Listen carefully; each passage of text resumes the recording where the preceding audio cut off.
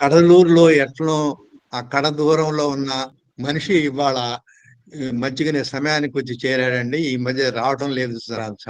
ఆ డబ్బులు లెక్క పెట్టుకోవడం సరిపోతుంది, ఆయన కొన్ని ఇబ్బందుల్లో ఉన్నాడు. అది సంగతి. అయ్యా అంత లేదండి, కడలూరు సముద్రం తీరం నుండి గాలి లేకుండానే కొట్టుకొచ్చేసాను నిన్న. మీరు చెప్పిన పనులు చేశాను. సంతోషం. ఏదో ఊడిగా మళ్ళీ మొదలైంది. ప్రేమ్ కుమార్ గారు మిమ్మల్ని చూస్తున్నాను. మళ్ళీ ఫిబ్రవరిలో మిమ్మల్ని మా ఇంటి దగ్గర చూస్తాను. ప్రేమ్ కుమార్ గారి అన్న వదిన మా భవనంలోనే ఉంటున్నారు. చాలా ఉత్సాహంగా ఉంది, ఎప్పుడెప్పుడు చూద్దామా అని. జార్జియా నుంచి వెంకటరమణారెడ్డి గారు వచ్చారు. అయ్యా నమస్కారం, స్వాగతం. అమ్మ మాసుంబి గారు, ఇక్కడ ఎవరెవరి పేర్లు అయితే ఆంగ్లంలో వచ్చినాయో వాళ్ళ పేరు నంబర్లు రాసుకొని మీ దగ్గరకు పిలిపించుకొని గుంజీలు ఇచ్చి కర్ర పట్టుకొని వాళ్ళ తెలుగులో రాయటం నేర్పాలి.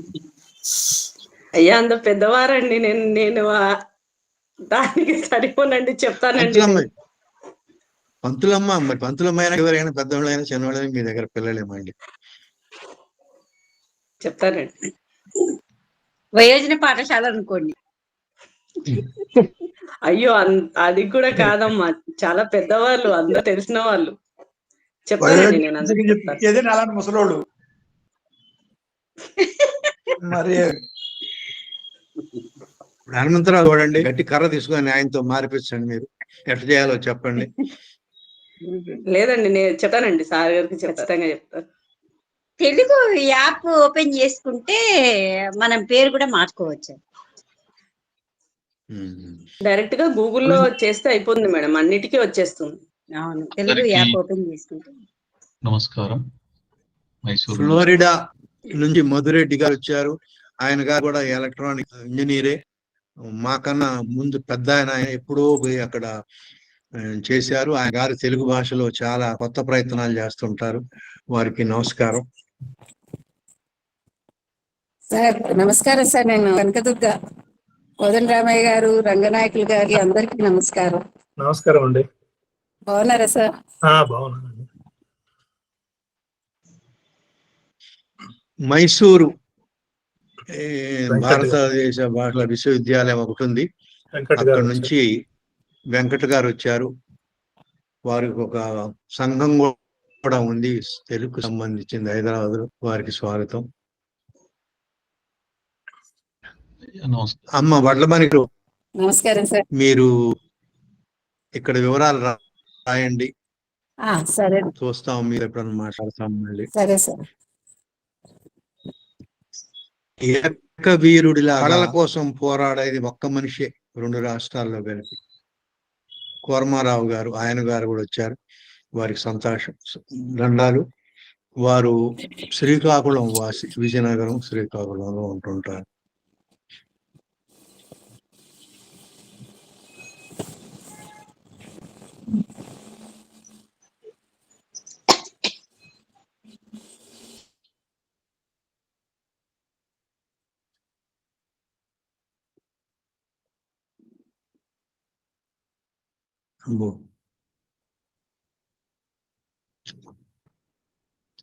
రహమానుద్దీన్ గారు వచ్చారండి?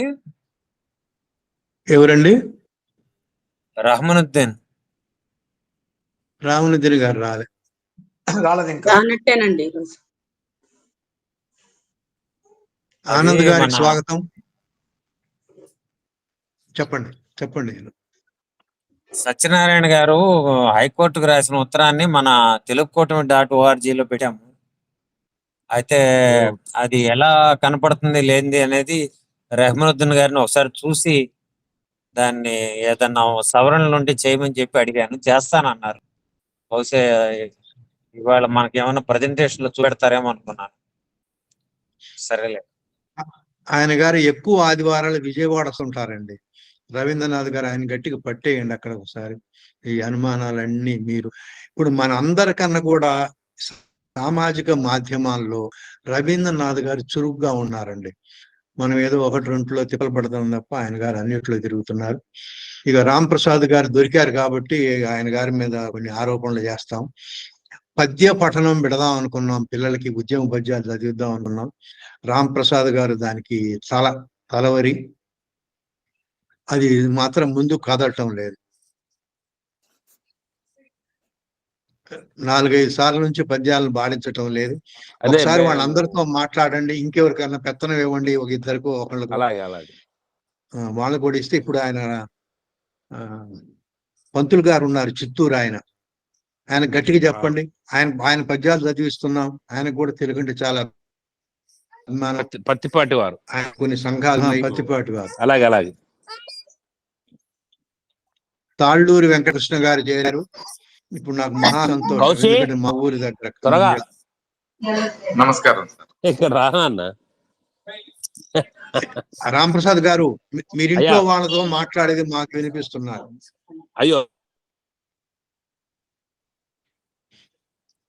మరి 7:13 అయింది, మొదలు పెడదామా? రవీంద్రనాథ్ గారు ప్రకటన చేయాలి, మాట్లాడమని.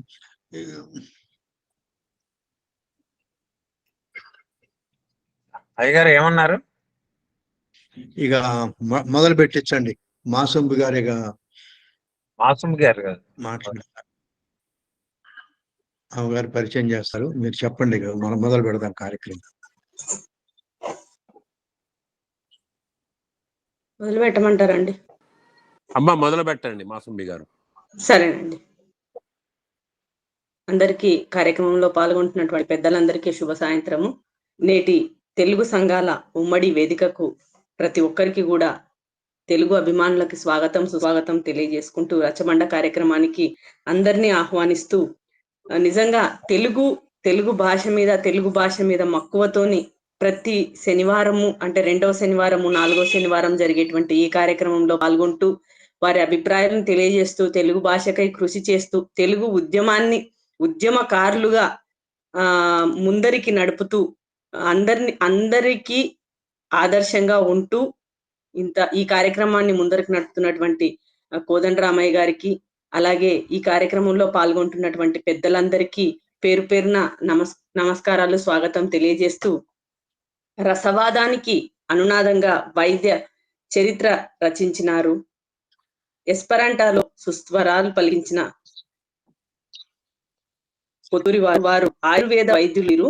ఆయుర్వేదం వైద్య చరిత్రలో వారి ఆయుర్వేద కళాశాల ఆచార్యులుగా, తిరుమలలో ఉన్న శ్రీ వెంకటేశ్వర పురావస్తు ప్రదర్శనశాల సంచాలకులుగా అద్భుతమైన సేవలు అందించారు.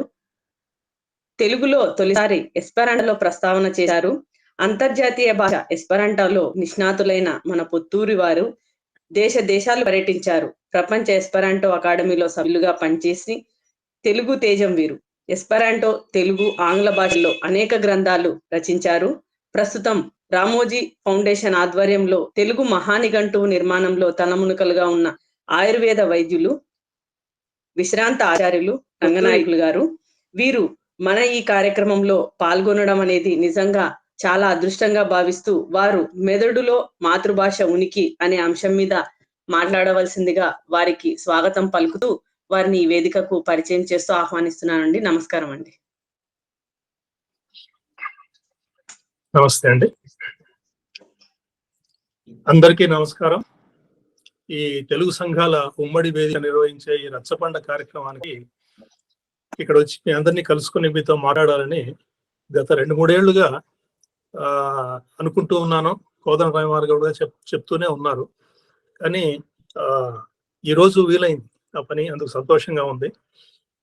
ఈరోజు మనం మాట్లాడుకునే అంశం మెదడులో మొదటి భాష ఉనికి అనే అంశం మీద మాట్లాడదామని అనుకున్నాం. మెదడులో మాతృభాష అనగానే మెదడులో మన తల్లి భాష ఎలా ఉంటుంది? ఇప్పుడు ఒక భాష కాకుండా 2 భాషలు 3 భాషలు మాట్లాడే వాళ్ళు కూడా చాలా మంది ఉంటారు. మనలోనే చాలా 2 భాషలు వచ్చిన వాళ్ళు చాలా మంది ఉన్నారు. కాబట్టి 2 భాషలు ఉన్నప్పుడు మన మెదడు ఎలా ఉంటుంది? ఒకే భాష నేర్చుకోవటం మంచిదా, 2వ భాష నేర్చుకుంటే కూడా మంచిదా, 2వ భాష నేర్చుకున్నప్పుడు మొదటి భాష ఏమన్నా అది దెబ్బతింటుందా, లేదా మరింత బలోపేతం అవుతుందా అనే అంశాలు చాలా ఆసక్తికరమైన ప్రశ్నలు ఇవి. ఈ విషయం గురించి మాట్లాడటానికి నాకున్న ఆసక్తి అవకాశం ఏమిటంటే, నేను వైద్య కళాశాలలో చాలా సంవత్సరాల పాటు శరీర క్రియాశాస్త్రం అంటే శరీరంలో మెదడు, గుండె ఇవన్నీ ఎలా పనిచేస్తాయో ఈ అంశాల మీద బోధించాను. కాబట్టి మెదడు ఎలా పనిచేస్తుందనే అంశం అనేది చాలా క్లిష్టమైంది, చాలా ఆసక్తికరమైంది. అందులో భాష ఎలా ఉంటుందనే దాన్ని న్యూరో లింగ్విస్టిక్స్ అని అంటాం, నాడీ భాషా శాస్త్రం. కాబట్టి నాడీ భాషా శాస్త్రంలో ఎందుకంటే భాషల్లో ఆసక్తి ఉంది కాబట్టి, పైగా మెదడు ఎలా పనిచేస్తుందో తెలుసుకోవాలనే ఆసక్తి, అనేక విషయాలు చదువుకున్నాం కాబట్టి ఈ రెండింటిని సమన్వయం చేసి మెదడులో భాష ఎలా ఉంటుంది, ఒకటి కాకుండా 2-3 భాషలు ఉంటే ఎలా ఉంటుంది మెదడులో అనే అంశం గురించి కొంత పరిశీలిస్తే చాలా ఆశ్చర్యకరమైన విషయాలు అందులో తెలుస్తున్నాయి. ఇది అర్థం చేసుకోవడానికి ముందు మనం కొంత మెదడు నిర్మాణం గురించి కూడా తెలుసుకోవాలి. కానీ ఈ మెదడు నిర్మాణం బొమ్మలు లేకుండా అంత సులభంగా చెప్పడం కష్టం కాదు. అయినా కూడా నేను ప్రయత్నం చేస్తాను. బొమ్మలు కూడా ఇక్కడ నాకు సిస్టంలో ఉన్నాయి, కానీ వీటిని నేను ఈ చరవాణి ద్వారా వాడుతున్నాను కాబట్టి ఇందులో బొమ్మలు చూపించడం కుదరదు. వేరే కంప్యూటర్లో ఉన్నాయి ఇవి, అవి కూడా చూపిస్తాను మధ్యలో. మనందరికీ తెలుసు మన తలలో మెదడు ఉందని. ఆ మెదడే మన ఆలోచనలకు అన్నిటికీ కేంద్రం అని. పూర్వకాలం ఆయుర్వేద శాస్త్రంలో మెదడుని ఒక ఎముకల్లో గుజ్జులాగానే చూశారు వాళ్ళు. వాళ్ళంతా ఆలోచనలకి అన్నిటికీ హృదయాన్ని అంటే గుండెని ప్రధానంగా చేసుకున్నారు. కానీ మెదడు యొక్క విశిష్టత, మెదడు యొక్క క్రియలు మనకు గత 500 సంవత్సరాల నుంచి తెలుస్తున్నాయి. గత 100 సంవత్సరాల్లో మెదడు మీద చాలా పరిశోధన జరిగింది. గత 100 ఏళ్ల క్రితమే బ్రాడ్మ్యాన్ అనే ఒక శాస్త్రజ్ఞుడు జర్మనీలో మెదడు యొక్క పటం తయారు చేశాడు. అంటే మెదడులో ఎన్ని భాగాలు ఉన్నాయి, మెదడులో ఉన్న కణజాలం, ప్రధానంగా మెదడులో కణజాలం ఏంటంటే ఏమంటారు, మెదడులో 2 రకాల కణజాలాలు ఉంటాయి. ఒకటి నాడీ కణాలు, రెండవది నాడీ సంధాన లేదా నాడులను కలిపే లేదా నాడులకు బలాన్ని చేకూర్చే సంధాన కణాలు ఉంటాయి. వాటిని గ్లియల్ సెల్స్ అని కూడా అంటాం. ఎన్ని కోట్ల నాడీ కణాలు ఉన్నాయో అదే సంఖ్యలో ఈ సంధాన కణాలు కూడా ఉంటాయి, వాటిని పోషించే కణాలు కూడా ఉంటాయి. ఇవన్నీ కూడా నిజానికి ఒక పలచటి పొరలాగా ఉంటాయి. ఈ నాడీ కణాలన్నీ కూడా కేవలం ఒక 2 నుంచి 4 మిల్లీమీటర్ల మందంతో దాదాపుగా ఒక పావు చదరపు మీటరు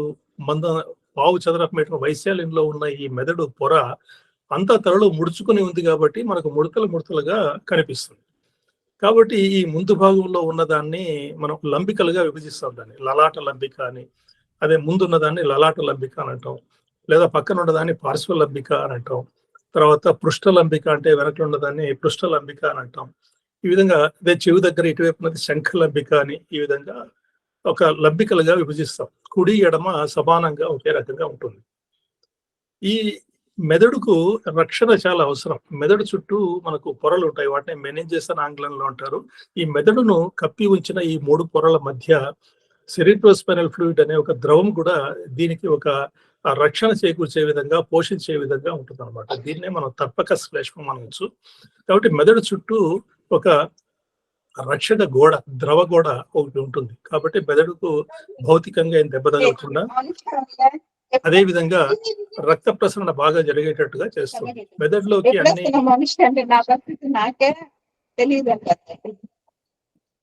అయ్యా వేరే వాళ్ళ మధ్యలో మాట్లాడదు దయచేసి. కాబట్టి మెదడులో ఇటువంటి నిర్మాణం ఉంటుంది. కాబట్టి ఈ నిర్మాణం అంతా కూడా చాలా సంక్లిష్టమైన నిర్మాణం.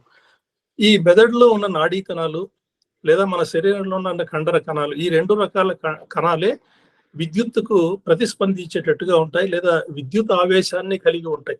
దీన్నే పోలరైజేషన్ అని అంటాం. అంటే విద్యుత్ ఆవేశం ఈ పొరల మీద ఉంటుంది. ఏమాత్రం భౌతికంగా కానీ రసాయనికంగా కానీ దానికి ఒక కదలిక, స్పర్శ ఏదైనా తగిలితే వెంటనే ఆ విద్యుత్ ఆవేశం లోపలిది బయటికి, బయటది లోపలికి పోతూ ఉంటుంది. దాన్నే డీపోలరైజేషన్ అని అంటాం. కాబట్టి ఈ ధ్రువణత అనేది చాలా ముఖ్యం. దీనివల్ల మెదడులో విద్యుత్ ప్రవాహం జరుగుతూ ఉంటుంది. నాడీ కణాల నుంచి ఒకదాని నుంచి ఇంకో దానికి విద్యుత్ ప్రవాహం జరుగుతుంది. కాబట్టి ముందు మనం మాట్లాడటానికి ఏం కావాలి, వినడానికి ఏం కావాలి అంటే, భాషకు మాట్లాడటం అనేది మొదటిది, వినడం అనేది రెండవది. ఈ 2 సమానంగా మనకు అవసరం. మాట్లాడటం లేకుండా వినలేం, వినకుండా మాట్లాడలేం. కాబట్టి మన మెదడు విన్న శబ్దాలని అర్థం చేసుకుని ఒక భాషగా అర్థం చేసుకుంటుంది. దాన్నే తిరిగి మనం వాక్యాలుగా, కొత్త వాక్యాలు తయారు చేసి మాట్లాడుతూ ఉంటాం. మాట్లాడటానికి తిరిగి మనకు ఊపిరితిత్తులు కావాలి. ఊపిరి తీసుకున్నప్పుడు వదిలిన గాలి స్వరతంత్రుల ద్వారా బయటికి వస్తున్నప్పుడు ఆ నాలుక, పెదవులు, నోరుతో దాన్ని మనం ప్రభావితం చేసి రకరకాల శబ్దాలని, అచ్చుల్ని, హల్లుల్ని, అదేవిధంగా వాటిని కలిపి పదాలని, వాక్యాలని సృష్టిస్తూ పోతుంటాం. ఈ విధంగా మనం భాషను మాట్లాడేటప్పుడు మన ఛాతీలో, నోటిలో, గొంతులో దాదాపుగా ఒక 100 కండరాల వరకు పనిచేయాలి. 100 కండరాలు పనిచేయకుండా మనం మాట్లాడటానికి వీలు కాదు. ఎందుకంటే స్వరతంత్రులు కండరాలే. తర్వాత ఉదర వితానకం అంటాం, డయాఫ్రమ్. అంటే మన ఉదరంలోను, అంటే కడుపులో ఉన్న పేగులకి, దీనికి, తర్వాత ఊపిరితిత్తులకి మధ్య ఉన్న ఒక పొర, అది ఒక కండరం. ఆ డయాఫ్రమ్ అనే లేదా ఉదర వితానకం అనే ఒక కండరం. అదేవిధంగా ఈ పార్శ్వికల మధ్య, పార్శ్వికలు అంటే రిబ్స్ అని అంటాం, మనం చెస్ట్ లో, అంటే ఈ ఛాతీలో ఉన్న ఎముకలన్నీ ఉన్నాయి చుట్టూ మనకు రక్షణ గోడలాగా. ఈ పార్శ్వికల మధ్య ఉన్న కండరాలు, లోపల బయట ఉన్న కండరాలు, వాటితో పాటుగా గొంతులో ఉన్న నాలుకలో ఉన్న కండరాలు, పెదవులకు ఉన్న కండరాలు, అదేవిధంగా పెదవుల చుట్టూ ఉన్న కండరాలు, అదేవిధంగా మొహంలో ఉన్న ఇతర కండరాలు. మాట్లాడేటప్పుడు మనం చేతులు, కాళ్ళు కూడా కదిలిస్తాం. ఈ కండరాలన్నీ పనిచేస్తాయి. మాట్లాడటానికి కనీసం ఒక 100 కండరాలు పనిచేస్తే అప్పుడు మనం మాట్లాడగలుగుతాం. అని మాట్లాడటానికి కండరాలు సంకేతాలు రావాలి మెదడు నుంచి. అవి ఎక్కడి నుంచి వస్తాయి అంటే, మనకు మెదడులో మనం అనుకున్నాం శంఖలంబిక, లలాటలంబిక, పృష్ఠలంబిక, ముందు వెనకలన్నీ ఉంటాయని. ఒక్కసారి మెదడు మ్యాప్ ఎలా ఉంటుందో ఒక్కసారి అట్లా చూస్తాను, మీరు గమనించండి ఎలా ఉంటుందో. అంటే ఈ మ్యాప్ లో మనకు స్పష్టంగా ముందు భాగం, వెనుక భాగం, ప్రక్క భాగం, కింద సెరెబెల్లం అనేది ఒక చిన్న మెదడు, ఇవన్నీ కూడా ఈ విధంగా రకరకాల ప్రాంతాలు ఉంటాయి. దీన్నే, ఈ మెదడుని మనం కొంచెం కిందగా చూస్తే, కింద వైపు నుంచి చూస్తే ఈ విధంగా చాలా కనిపిస్తుంది మనకు. అంటే కింద నుంచి ఒక దృశ్యం, తర్వాత మనం పక్క నుంచి చూస్తే ఒక దృశ్యం ఇలా కనిపిస్తుంది. వీటిలో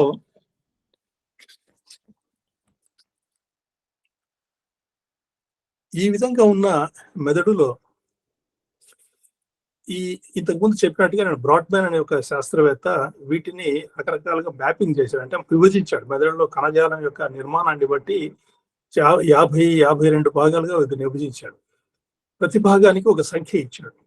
అందులో 1, 2, 3 అని ఇట్లా సంఖ్యలు ఉంటాయి. ఈ సంఖ్యల్లో 22, 23, 24 ఈ భాగాలు, తర్వాత 40, 43, 44 ఈ భాగాలు మన భాషకి చాలా ముఖ్యం. వీటిని బ్రాడ్బ్యాండ్ ఏరియా, 42, 43 ఈ విధంగా నెంబరింగ్ ఇస్తాం వాటికి. ఈ సంఖ్యలు ఉంటాయి. వీటిని మనం మాట్లాడటానికి, వినడానికి చాలా అవసరం అవుతాయి. ఇందులో దీన్ని బ్రోకా ఏరియా అని అంటాం. బ్రోకా ప్రాంతం అంటే, బ్రోకా అనే శాస్త్రవేత్త ఈ మెదడులోని ఈ భాగాన్ని గుర్తించాడు. ఆ బ్రోకా ప్రాంతంలో భాష తయారవటం అంటే, మనం విన్న పదాలన్నీ కూడా మనం ఇంకో చోట గుర్తుంచుకుంటాం. వెర్నిక్స్ అనే భాగంలో మనము మెదడంతా కూడా అనేక భాగాలుగా విభజించబడి చాలా చోట్ల ఈ పదాలు, పద సంపత్తి మనకు ఉంటుంది. కానీ బ్రోకా అనే ప్రాంతంలోనే మనం వాక్యాలు తయారు చేస్తాం. అందుకనే ఈ భాష మాట్లాడేటప్పుడు ఇందులో 2 అంశాలు ఉంటాయి మనకి. దాన్ని ఆంగ్లంలో సింటాక్స్ అని, సెమాంటిక్స్ అని అంటాం. అంటే ఒకటి వ్యాకరణము, సింటాక్స్ అంటే, సెమాంటిక్స్ అంటే పదాలను గురించిన పద అర్థాలు. అంటే మనకు ఒక నిఘంటువు మన మెదడులో ఉంటుంది. మనం ప్రతిరోజు నిత్యం ఎన్నో పదాలు వింటూ ఉంటాం. ఆ నిఘంటువు అనేది మన మెదడులో ఉంటుంది. కాబట్టి మనం మాట్లాడాలనుకున్నప్పుడు ఈ బ్రోకా ప్రాంతం అనేది ఈ వాక్యాలని, ఈ పదాలను సేకరిస్తుంది, ఈ పదాలని వాక్యాలుగా మారుస్తుంది. నిజానికి ఈ వివేచన ప్రాచీన భారతదేశంలో కూడా ఉంది. ప్రాచీన భారతదేశంలోనే 2000 సంవత్సరాల ముందే మనం ఎలా మాట్లాడుతున్నాం, ఎందుకు మాట్లాడుతున్నాం, ఈ పదాలను, వాక్యాలను ఎలా తయారు చేస్తున్నాం, పదానికి అర్థం ఉందా, వాక్యానికి అర్థం ఉందా, పదం గొప్పదా, వాక్యం గొప్పదా అనే లోతైన తాత్విక విచారణ ప్రాచీన భారతదేశంలో కూడా జరిగింది. ఆ రోజుల్లోనే తర్వాత శంకరాచార్యుల గురువైన ప్రభాకర, తర్వాత ఇంకొక శాస్త్రవేత్త, వీళ్ళు ఏం చేశారంటే వీళ్ళని పదవాదులని, వాక్యవాదులని వాళ్ళని వేరు చేశారు. పదవాదులు అంటే పదానికి ఒక అర్థం ఉంటుంది కాబట్టి పదాల అర్థమే ముఖ్యం, అది వాక్యాల్లో చేరినప్పుడు మరింత అర్థం వస్తుంది అని వాళ్ళు అన్నారు. కానీ వాక్యవాదులు అంటే పదానికి అర్థాలు లేవు, ఆ పదాలన్నీ కూర్చినప్పుడే కొత్త అర్థం వస్తుందని ఈ విధంగా ప్రాచీన భారతదేశంలో తాత్వికంగా ఈ భాషా శాస్త్రం గురించి ఆలోచించారు. కానీ ఆధునిక విజ్ఞానంలోనే ఈ మెదడులో ఉన్న పదాలు ఏ విధంగా ఉంటున్నాయి, వాక్యాలుగా మనం ఎలా చేస్తున్నాం అనేది చెప్పడం జరిగింది. ప్రతి మనిషికి పుట్టుకతో ఒక భాష వస్తుంది. దాన్ని మనం తల్లి భాష అంటాం, మాతృభాష అంటాం. ఆంగ్లంలో వాళ్ళు తల్లి భాష అనడం లేదు, ఎందుకంటే ఈ మధ్య తల్లిదండ్రులు కూడా వేరు వేరు భాషకు చెందిన వాళ్ళు అయి ఉండొచ్చు. కాబట్టి మన పిల్లలకి తల్లి నుంచి ఒక భాష, తండ్రి నుంచి ఒక భాష కూడా వస్తుంది, బయట సమాజం నుంచి కూడా మరో భాష రావచ్చు. అందుకనే ఆంగ్లంలో మొదటి భాష, రెండవ భాష అని వాడుతున్నారు ఈ మధ్య. మన మొదటి భాష అనేది మనం మాతృభాష అనుకుంటే చిన్నపిల్లల్లో సహజంగానే భాషను విని నేర్చుకుంటూ పోతారు. ఎప్పటి నుంచి వినగలరు భాషని అంటే, ఈ మధ్య జరిగిన ఒక పరిశోధనలో తెలిసింది ఏంటంటే, గర్భంలో ఉన్నప్పుడే శిశువు 24 వారాల తర్వాత, అంటే ఒక 6 నెలల తర్వాత బయటికి ప్రపంచంలోకి వచ్చే 9వ నెల లోపు, అంటే ఈ 3 నెలల్లోనే ఈ శబ్దాలను, భాషని వినడం మొదలు పెడతారు. అప్పుడు వాళ్ళ భాషగా వినిపించదు, వాళ్ళ కేవలం ఆ శృతి, ఆ లయ మాత్రం వినిపిస్తుంది. అంటే ఆ శబ్దాలలో ఉన్న శృతి ఏమిటి, ఆ శబ్దాలలో ఉన్న లయ ఏమిటి అని మాత్రమే అవి చేరుతాయి. ఎందుకంటే బయట ధ్వనులన్నీ కూడా తల్లి గర్భంలోకి వెళ్లే ముందు చాలా మటుకు ఆగుతాయి. అంటే చాలా తక్కువ ధ్వని మాత్రమే గర్భంలో ప్రసరిస్తుంది. ఆ శిశువు 25వ నెల నుంచే వినడం మొదలు పెడతారు. ఆ సంగీతం కానీ లేదా ఇతర ధ్వనులు కానీ, చుట్టూ మనుషులు మాట్లాడుకున్నది కానీ అవి విని శిశువులో అప్పటి నుంచే మెదడు రూపుదిద్దుకోవడం ప్రారంభమవుతుంది. కాబట్టి వీళ్ళు తెలుగులోనే మాట్లాడుకోవటం లేదా ఇంకో భాషలో మాట్లాడుకోవటం అనేది అది కొంత అలవాటు అవుతుంది. ఆ ధ్వని, ప్రతి భాషకి లయ, శృతి వేరువేరుగా ఉంటాయి. బయటి ప్రపంచంలోకి వచ్చిన తర్వాత శిశువు ముందు ఒక 2 సంవత్సరాల పాటు ఏమీ స్పష్టంగా మాట్లాడలేకపోయినా మెదడు అన్నిటినీ వింటూ బయటకు వచ్చిన తర్వాత మరింత స్పష్టంగా వినిపించి ఆ పదాలని మొత్తంగా గుర్తుపెట్టుకునే అవకాశం వస్తుంది. ఇక్కడ మనం ఇంకో అంశాన్ని గుర్తుపెట్టుకోవాలి. అదేమిటంటే, ఈ మధ్య ఇవాన్ ఇల్లిష్ అనే ఒక అమెరికా దార్శనికుడు ABC of alphabetization of the popular mind అనే పుస్తకం రాశారు. ABC alphabetization of the popular mind. నిజానికి భాషలో లిపి రావడం అనేది ఈ మధ్య జరిగింది, కేవలం ఒక 2000 సంవత్సరాల నుంచి. కానీ 1,00,000 సంవత్సరాల నుంచి మనిషి భాషతో ఎలా నెట్టుకొస్తున్నాడు, భాషను ఎలా నేర్చుకుంటున్నాడు, మాతృభాషని 2 భాషలు ఎలా నేర్చుకుంటున్నాడు పరిశీలించినప్పుడు నిజానికి భాష, మనము లిటరసీ అంటున్నాం, అక్షరాస్యత, కానీ ఒరాలిటీ అంటే కేవలం మౌఖికం మాత్రమే. భాష నిజానికి మౌఖికం. మనం వినేటప్పుడు శబ్దాలని వేరువేరుగా విభజించి మనం గుర్తుంచుకుంటాం మెదడులో.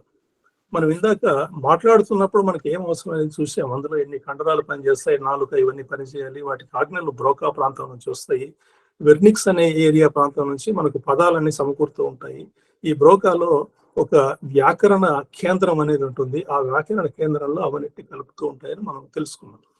కానీ మనం వినేటప్పుడు ఏమవుతుంది అంటే, ఒక భాష మాట్లాడేటప్పుడు ఆ శబ్దం యొక్క తీవ్రతను బట్టి, దాని యొక్క పౌన పుణ్యాన్ని బట్టి మనకు ఆడిటరీ కార్టెక్స్ అంటే మనం వినడం, ఈ మెదడులో టెంపరల్ లోబ్లో అంటే శంఖ లంబికలో ఉన్న మెదడులో ఉన్న భాగం ఆ చెవి దగ్గరే ఉంటుంది. ఆ ప్రాంతం, ఆ లోపల ఉన్న గెనికులేట్ బాడీ అనే ప్రాంతం నుంచి మొదలైన ఈ ప్రాంతం అంతా 3 భాగాలుగా విభజించబడి ఉంటుంది. దాన్నే primary auditory cortex, secondary, tertiary auditory cortexes అన్నట్టు.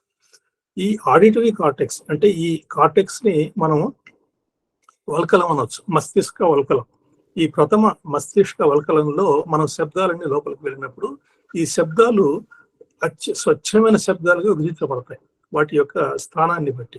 నిజానికి చెవిలో కూడా మనకు లోపల అంతర్చెవి నిర్మాణంలో ఎలా ఉంటుందంటే, అందులో ఒక చిన్న గొట్టం లాగా ఉండి అందులో ద్రవం ఉండి, ఎప్పుడైతే మనం మాట్లాడుతున్నామో లోపల ఉన్న ఒక పొర కదులుతూ, ఆ పొర కదలిక వల్ల ఆ ద్రవంలో చలనాలు లేదా తరంగాలు లాంటివి ఏర్పడి లోపల ఉన్న చిన్న చిన్న వెంట్రుకల లాంటి వెంట్రుకల లాంటి నిర్మాణాలు కదులుతాయి.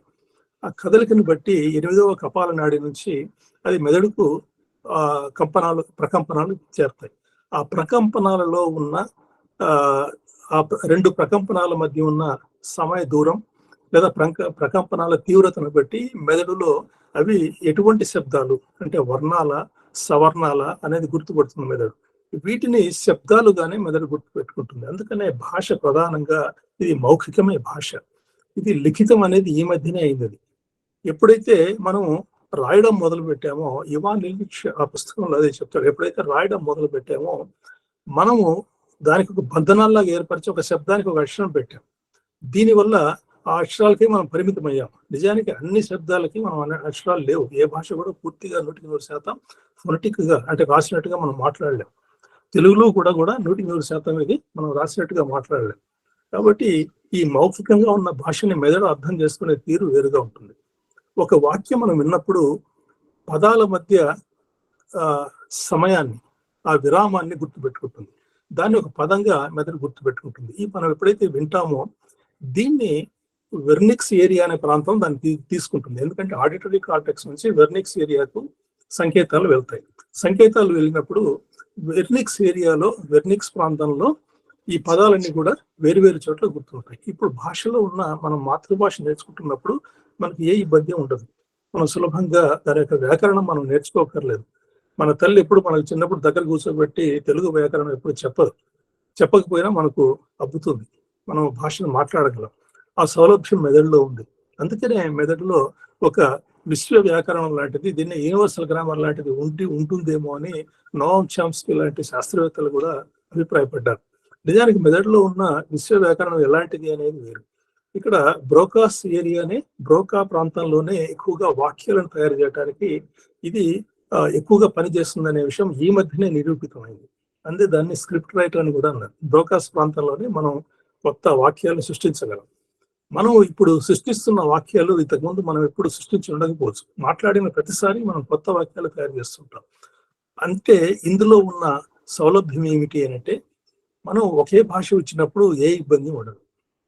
ఇప్పుడు రెండో భాష నేర్చుకున్నప్పుడు ఏమవుతుంది, ఇప్పుడు చిన్నపిల్లలు గర్భస్థ దశలో నుంచే భాషను వింటూ ఉన్నారని మనం తెలుసుకున్నాం. లేదా రెండో భాష నేర్చుకున్నప్పుడు, లేదా చిన్న వయసు నుండి రెండో భాష మొదలు పెడితే ఎలా ఉంటుంది, లేదా తర్వాత మొదలు పెడితే ఎలా ఉంటుంది అనేది ఇక్కడ ప్రశ్న. చిన్న వయసులో భాషను నేర్చుకోవడం మొదలు పెడితే మెదడులో ఏ ప్రాంతాల్లో అయితే బ్రోకా ప్రాంతం కానీ, వెర్నిక్స్ ప్రాంతం కానీ, లేదా టెంపరల్ లోబ్ కానీ, లేదా లలాట లంబిక్ అంటే ఫ్రంటల్ లోబ్ లో కానీ రకరకాల ప్రాంతాల్లో ఈ పదాలన్నీ కూడా అక్కడ చేరి ఉంటాయి. వాటిని మనం మాట్లాడేటప్పుడు వాటి నుంచి మనం స్వీకరిస్తాం.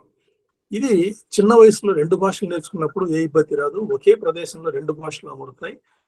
ఆ రెండు భాషల మధ్య తేడాని, వాటి మధ్య ఉన్న దూరాన్ని మన మెదడు గుర్తుంచుకొని మాట్లాడేటప్పుడు కొన్నిటినే తీసుకుంటుంది. కానీ ఇంకొక ప్రమాదం ఏంటంటే, ఒక భాష బాగా వచ్చిన తర్వాత రెండో భాష నేర్చుకుంటే రెండో భాష మొదటి భాష దెబ్బతీస్తుంది కొంతకాలం. తర్వాత కొంతకాలానికి అది దెబ్బతీయదు. కానీ ఆ తర్వాత చాలా కాలం తర్వాత రెండు భాషలు చాలా బలోపేతం అవుతాయి. కాబట్టి మనిషి మెదడు సహజంగానే ఒకటి కాకుండా 2-3 భాషలు నేర్చుకోవడానికి అనువైన నిర్మాణం మన మెదడులో ఉంది. కాబట్టి 2-3 భాషలు నేర్చుకోవటం వల్ల మనలో ఇంకా మానసిక ఆలోచన శక్తి, వివేచన శక్తి ఇది చాలా పెరుగుతుంది మనకు. కాబట్టి 2 భాషలు నేర్చుకోవటం అనేది చాలా అవసరం, చాలా మన ఆరోగ్యానికి మంచిది. కాకపోతే మనం చేయాల్సింది ఏంటంటే, ఈ 2 భాషల మధ్య దూరాన్ని మనం పాటించాలి. ఇప్పుడు మన ఆంధ్రదేశంలో చాలా మంది తెలుగు మాట్లాడుతూ తెలుగులో విశేషంగా ఆంగ్ల పదాలు వాడుతూ ఉంటారు. ఇది మంచి అలవాటు కాదు. ఏ భాషకు ఆ భాష విడివిడిగా మాట్లాడగలిగితే అప్పుడు మెదడు చాలా ఆరోగ్యంగా ఉంటుంది. ఇంగ్లీష్ మాట్లాడేటప్పుడు తెలుగు వాడకుండా, తెలుగు మాట్లాడేటప్పుడు ఇంగ్లీష్ వాడకుండా, ఈ విధంగా రెండింటి మధ్య తేడాన్ని పాటించినప్పుడు మన మెదడు మరింత ఆరోగ్యకరంగా మారటానికి అవకాశం ఉంటుంది. కాబట్టి ఈ భాష ఈ విధంగా మాతృభాష చిన్నప్పుడే నేర్చుకున్నప్పుడు ఇబ్బంది లేదు. కానీ రెండవ భాషని మనం తర్వాత కాలంలో నేర్చుకుంటే, ఉదాహరణకు మనం చిన్నప్పటి నుంచి తెలుగు మన ఇంటి భాష, మన బడి భాష అయిన తర్వాత ఒక 10 ఏళ్ల తర్వాత, 15 ఏళ్ల తర్వాత మనం భాష నేర్చుకోవడం మొదలు పెడితే అప్పుడు ఆ భాష యొక్క పదజాలం అంతా కూడా, దానికి సంబంధించిన వ్యాకరణం అంతా కూడా మెదడులో మన మాతృభాష ఉన్న చోట కాకుండా వేరే చోట నిక్షిప్తం అవడానికి తయారవుతుంది. దానికి కారణం ఉంది. ఎందుకంటే 9-10 సంవత్సరాల వయసు వరకు మెదడుకు చాలా శక్తి ఉంది. శక్తి అంటే అది మారటానికి అవకాశం ఉంటుంది. దానికి కొన్ని ప్రయోగాల్లో ఏం తెలిసిందంటే 8-9 సంవత్సరాల వరకు మన మాతృభాష మాట్లాడిన పిల్లల్ని అనుకోకుండా ఇతర దేశాలకి, ఇతర సంస్కృతులకి తీసుకెళ్లి అక్కడ పెట్టినప్పుడు వెంటనే ఆ కొత్త భాష, రెండో భాషని ఆ వయసు నుంచి నేర్చుకోవడం మొదలుపెట్టి కొన్నేళ్ల తర్వాత, ఒక 10 ఏళ్ల తర్వాత, 20 ఏళ్ల తర్వాత వాళ్ళు నేర్చుకున్న మొదటి భాషను పూర్తిగా మర్చిపోయారు. అది సాధ్యం. అంటే 9 ఏళ్ల, 8 ఏళ్ల వయసులోనే వాళ్ళు ఒక సంస్కృతి నుంచి ఇంకో సంస్కృతికి వెళితే మాతృభాషను పూర్తి మర్చిపోయే అవకాశం ఉంటుంది అనమాట. ఎందుకంటే మొదటి పూర్తిగా ఆ భాగాలన్నీ తిరిగి రెండో భాష కేటాయిస్తూ పోతుంది. మొదటి భాష పూర్తిగా పోతుంది. అదే మనం మాతృభాషను 20 ఏళ్ళు 30 ఏళ్ళు మాట్లాడిన తర్వాత 30 ఏళ్ల వయసులో మనం ఇంకో దేశానికి వెళ్ళి ఆ భాష నేర్చుకోవటం మొదలు పెడితే మాతృభాష ఏమీ దెబ్బతినదు. మొదట్లో రెండో భాష నేర్చుకునేటప్పుడు కొంత దెబ్బతిన్నా తర్వాత బలం పుంజుకొని మరింత చక్కగా మనం వ్యక్తీకరించడానికి మాతృభాషలోను రెండో భాషలోను అవకాశం ఉంటుంది. 60 సంవత్సరాల వయసులో 70 సంవత్సరాల వయసులో కూడా కొత్త భాష నేర్చుకోవటం అనేది మనిషికి సాధ్యం అవుతుంది. ఎందుకంటే మెదడులో మనకున్న అనేక భాగాలు ఉన్నాయి. ఈ అనేక భాగాల్లో హిప్పో క్యాంపస్ అని అంటాం. హిప్పో క్యాంపస్ అనే చోట మనకు ఇక్కడ మరొకసారి మీకు కొన్ని చిత్రాలు చూపిస్తాను. మెదడులో మీకు చెప్పాను 44, 45 భాగాలు, ఇవి బ్రోకాస్ ఏరియా అంటాం. ఈ రెండు ముందు వైపు ఉంటాయి. ఈ రెండు మనం మాట్లాడటానికి చాలా అవసరం. ఈ 44, 45లో ఈ 45లో ఎక్కువగా వ్యాకరణం ఎలా చేయాలి, ఎలా కొత్త వాక్యాలు పుట్టించాలి అని ఈ 44వ భాగం ఎప్పుడు ఈ వెర్నిక్స్ ఏరియా, ఈ ప్రాంతంలో ఉన్న వెర్నిక్స్ ఏరియాని దాంతో సంప్రదిస్తూ పదాలను ఎప్పటికిప్పుడు అది సేకరిస్తూ ఉంటుంది అనమాట. అట్లాగే ఇంకొంచెం వేరే ప్రాంతాలకు వెళితే ఇక్కడ ఒక్క నిమిషం,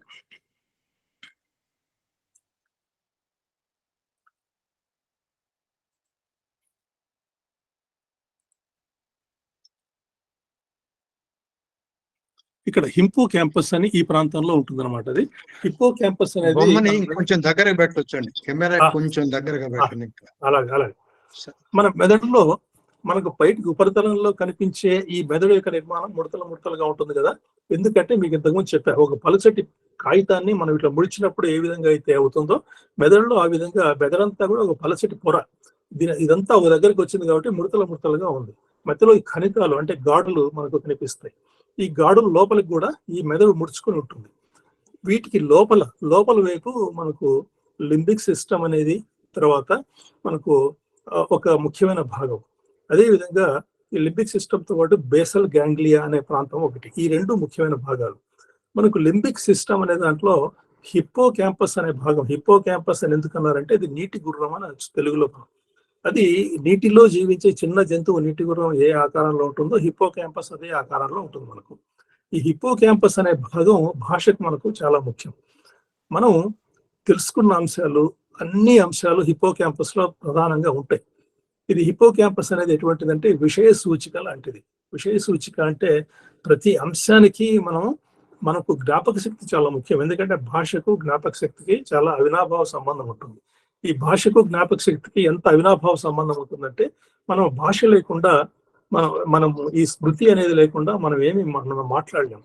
ఈ స్మృతి అనేది కూడా ప్రాచీన భారతదేశంలో దాన్ని ఈ జ్ఞాపక శక్తి అనేది రకరకాలుగా ఉంటుందని నిమిత్తం అని అంటే ఒక పండు చూసి చెట్టు గుర్తురావడం, రూపగ్రహణం అని అంటే రూపాన్ని బట్టి ఇంకొక అటువంటి వస్తువులు గుర్తురావడం అనేది, సాదృశ్యం అంటే పోలికను బట్టి, సవిపర్యయం వ్యతిరేకమైంది నలుపును చూస్తే తెలుపు గుర్తు వచ్చినట్టు, అభ్యాసం ఏదైనా ఒక పని చేస్తూ ఉండటం వల్ల మనకు తిరిగి జ్ఞాపకం రావటం, లేదా పునఃశృతి తిరిగి మనం వినడం వల్ల కూడా మనం అనేక అంశాలు మనం గుర్తుంచుకోగలం. తర్వాత సత్వానుబంధం మనకున్న ఆసక్తి వల్ల, మనకున్న లోతైన ఆసక్తి వల్ల మనకు అనేక అంశాలు వద్దన్నా కూడా గుర్తుంటాయి. దీనివల్ల ఇట్లా ఉంటుంది అని.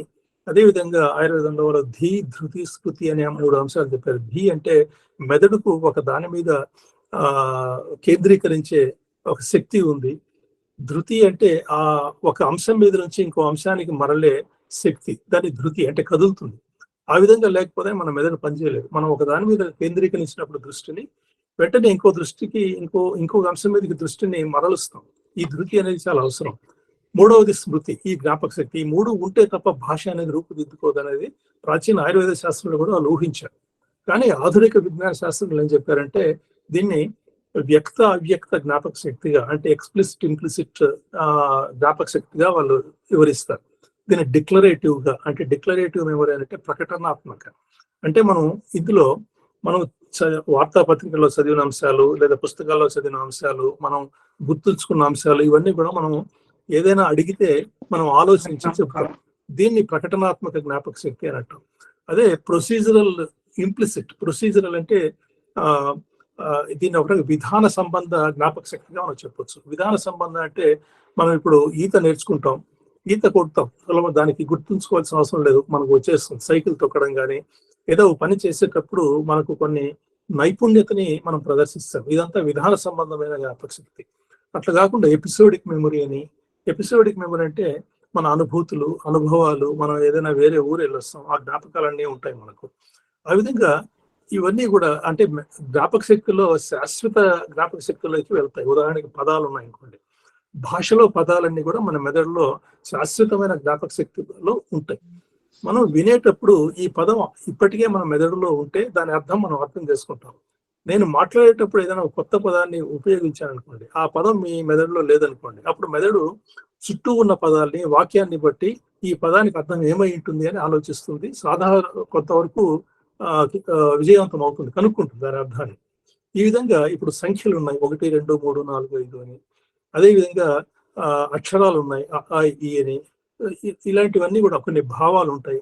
ఇవన్నీ కూడా మనకు పూర్తిగా ప్రొసీజరల్ మెమరీలోకి విధాన నిర్ణయమైన ఈ జ్ఞాపక శక్తిలోకి వెళ్తాయి. కాబట్టి ఇవన్నీ ఈ విధంగా జ్ఞాపక శక్తి ఉంటుంది. కాబట్టి మనం మాట్లాడేటప్పుడు మనం మన దగ్గర ఉన్న పద సంపత్తిని బట్టి, పదాలను బట్టి మన వాక్యాన్ని ప్రయోగిస్తాం. కానీ మాతృభాషలో ఉన్నవన్నీ కూడా మన మెదడంతా కూడా ఉంటాయి.